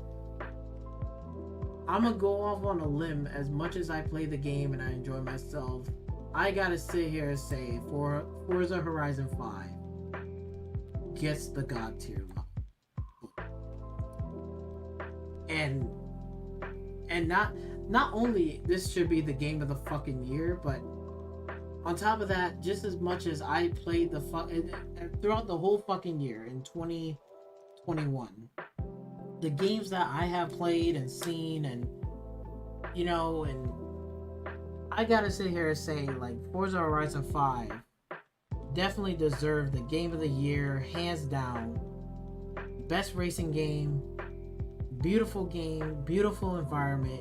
Is it perfect? No, there's some things in there, like, again, like the character models, maybe the story is not really in your bag, but in terms of where you want to go and you're having fun and enjoying yourself, the car mechanics and the driving mechanics and the sound effects are so much better than 4. It's just so much better than 4. It's just like, yes, I love this game. The customization, it may not be as great as like other, but let me tell you, any racing game, I'm gonna just tell you this shit right off the bat. The most important thing out of any racing game is always going to be the driving mechanics and how it feels. Because if it feels fucking whack and it feels like trash, it belongs into the fucking trash tier. Just like The Crew 2 belongs in the fucking trash tier, because the driving mechanics are fucking hot garbage.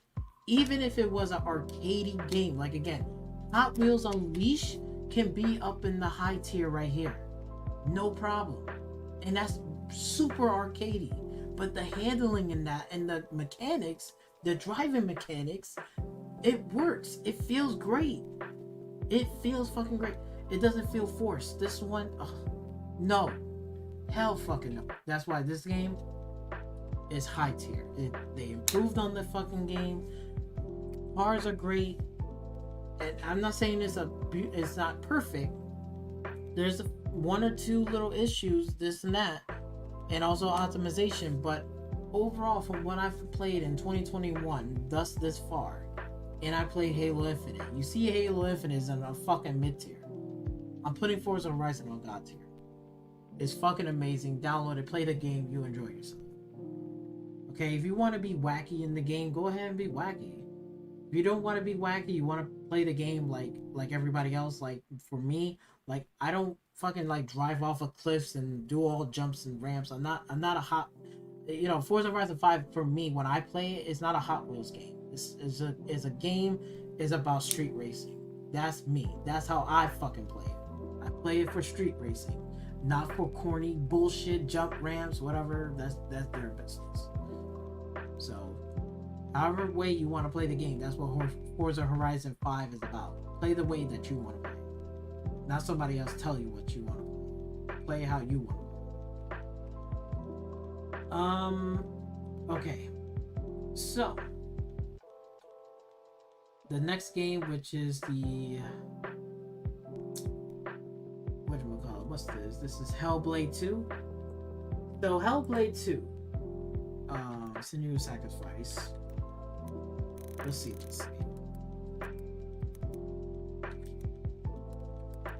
Because I know a lot of fanboys are like fucking pissy whip about it and shit, because of, Hellblade is on Xbox, and all the fanboys are fucking PlayStation fanboys are like mad as dog shit because Ninja Theory, basically Ninja Theory teamed up with Xbox and shit. And let me tell you something, man. They try to sit there and say like this game is trash, is mid, the graphics doesn't look good. I don't know what the fuck are they smoking? Like, are they smoking crack or some bullshit?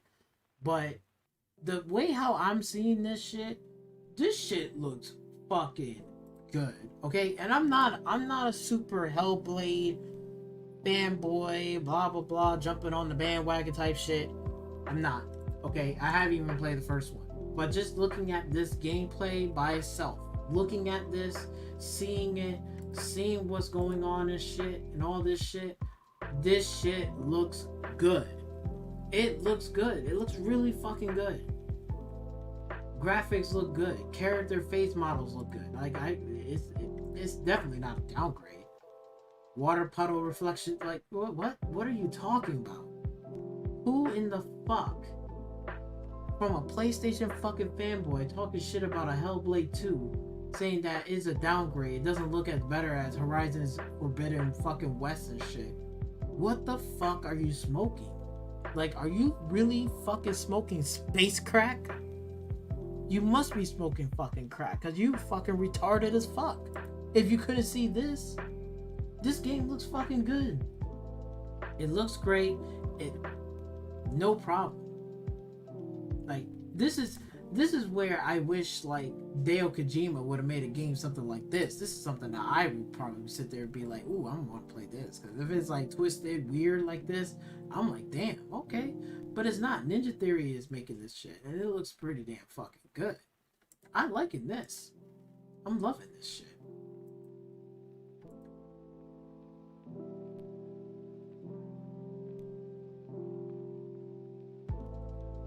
For real, like, it looks good. I mean, look at the character models. The character models look fucking good. Like, talking about this fucking game is like, they saying like this game is a downgrade, it's trash, it's blah blah blah, it's not as better as Horizon Forbidden West and shit, da da da. Okay, this game, I'm gonna go off on a limb here. I'm not gonna sit here and say it's got. I'm gonna sit here. I'm gonna sit here. I could put this on a God tier level. I could. I really fucking could. You know what? It's a hard choice. I'm leading towards high tier to God tier. But you know what? Fuck it. Putting it up to God tier. Because if they successfully did the first game really well, I'm pretty sure the second game they're gonna knock that shit out the park. So I'm gonna put that up there. As far as the presentation and everything that I've seen in the previous game, and again, I'm not a bandwagon on that shit, but just how much I've seen and stuff like that, I'm pretty sure that game is gonna be looking good, it's gonna run good, and I really don't have an issue. I mean, like, you could even see the likes between the likes and the dislikes on that shit. 900 dislikes. PlayStation fanboys, look at this. Real gamers, 49K. It's crazy. It looks fucking good. Probably in the fucking comment section, you got fucking trolls and shit. Unbelievable graphics first. The first one was so good. I cannot wait for Ninja Theory to deserve all the money.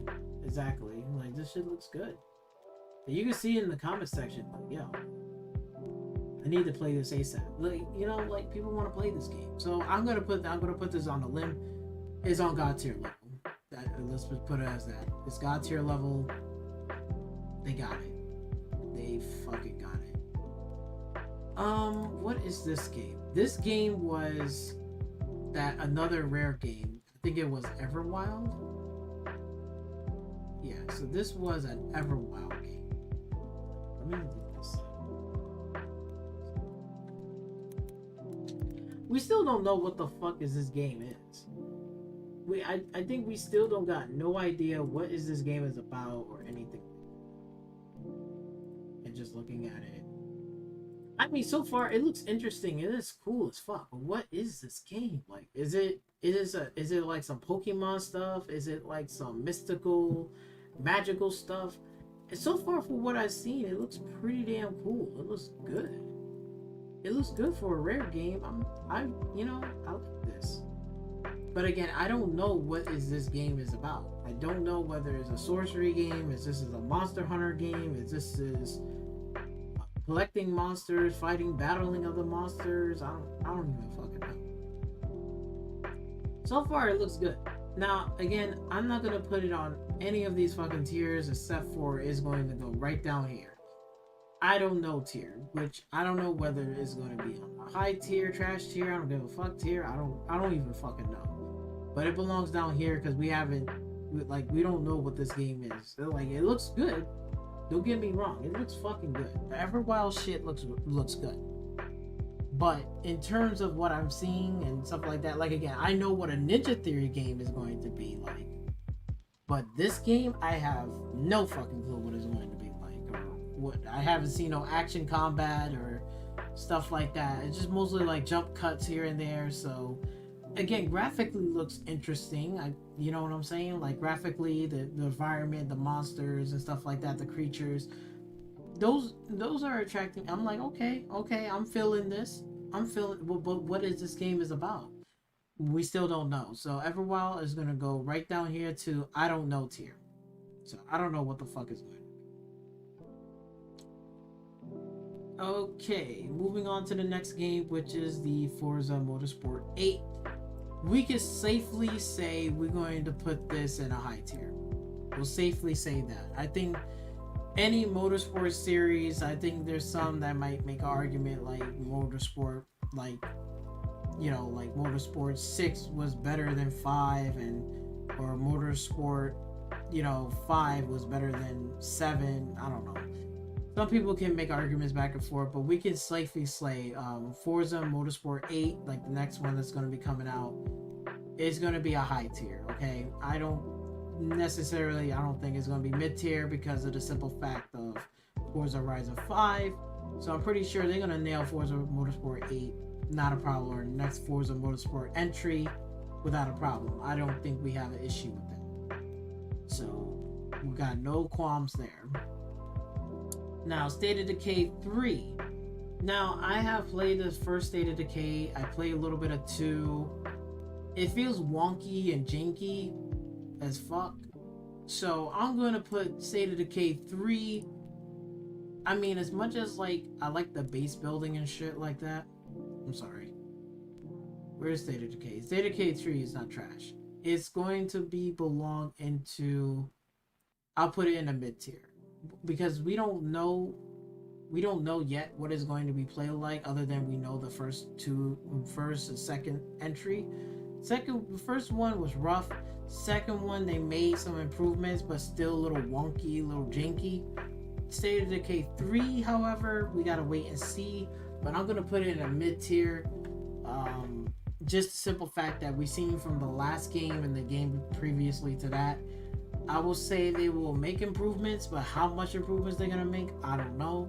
And then on top of that, are they going to jump into a high tier? Maybe, but I'm not going to put my money onto that. So I'm going to leave it right here in the middle. It's not broken. There's some fun elements in State of Decay, but there's some wonkiness to it and stuff like that that they definitely need to straighten out.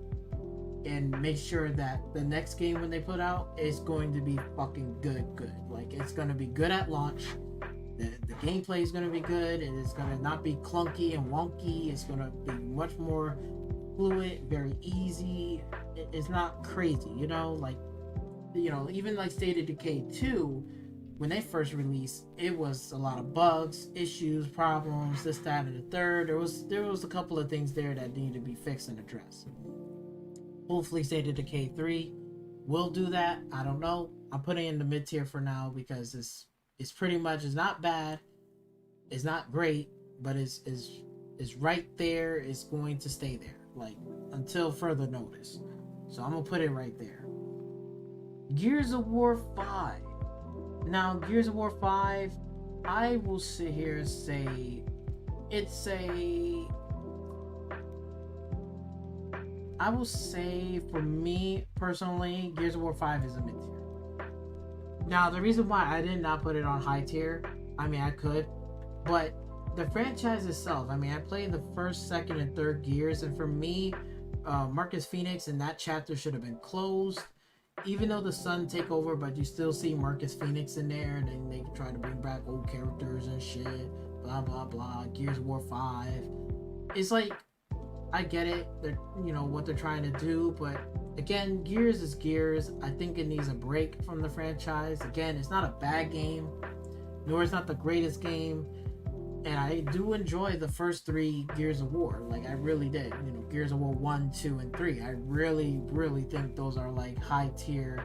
You gotta play that shit. But then after, like, when it gets into 4 and 5, I feel like, okay, they're just doing it just because they want to do it, and they're not really like, I mean, they're trying to do something new in Gears of War 5 in that universe, but I feel like, um, I think Gears of War, after like Gears of War 3, they should have just really took a fucking big hiatus, like, whatever, and then came back in 4 and then do 5, like right now. Like 4 would have been coming out this year. I think many people would be more excited because it would have took a long break from like Gears of War 3. You know what I'm saying? But you know, Microsoft done fucked up their like lineup and stuff in terms of games and development and investment and shit. So they had to have this fucking studio, the Coalition, to like, okay, come on, make another Gears game for us, blah blah. Let's put this, whatever. And they didn't really took the time to really thought things out and stuff. So I'm gonna put Gears of War in a mid tier. It deserves to be there. Again, it's not a bad game. It's not the greatest game. It's a fun game. You enjoy yourself, and even in Gears of War 4 is in that mid tier level too. But again, Gears of War 1, 2, and 3 deserves to be on the high tier. So if we're just talking about 5, it's going right into mid tier level. It doesn't go any higher or lower than that. Oh wait, we already did Gotham Knights, so well. I'm just gonna do it again. It's just like I don't give a fuck here. I think I probably made a mistake on that. So sorry, I did 2 things right there. My bad. My bad. Okay, moving on. Gran Turismo 7. Gran Turismo 7. I'm gonna put this. This is gonna be a tough one because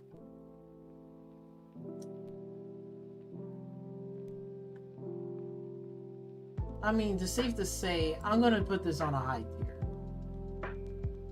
I'm going to put this on a high tier. Just for the simple fact that Gran Turismo is Gran Turismo, And I know the franchise has not been as good. You know what? I'll take that back. I'm going to put it in the mid tier. The reason why I'm going to put that into a mid...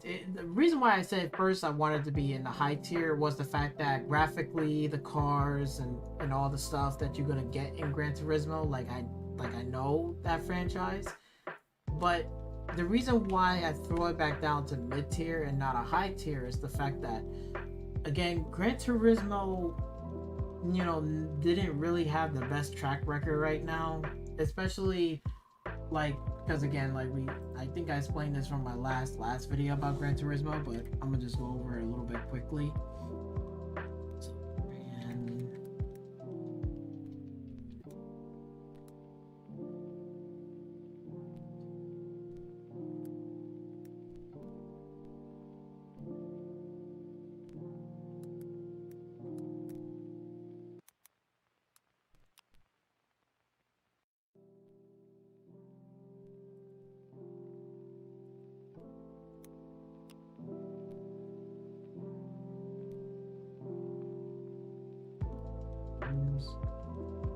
I think I'm spelling it wrong.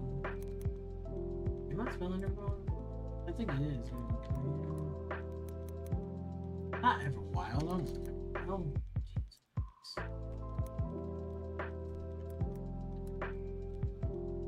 Yeah, see, I was spelling it wrong.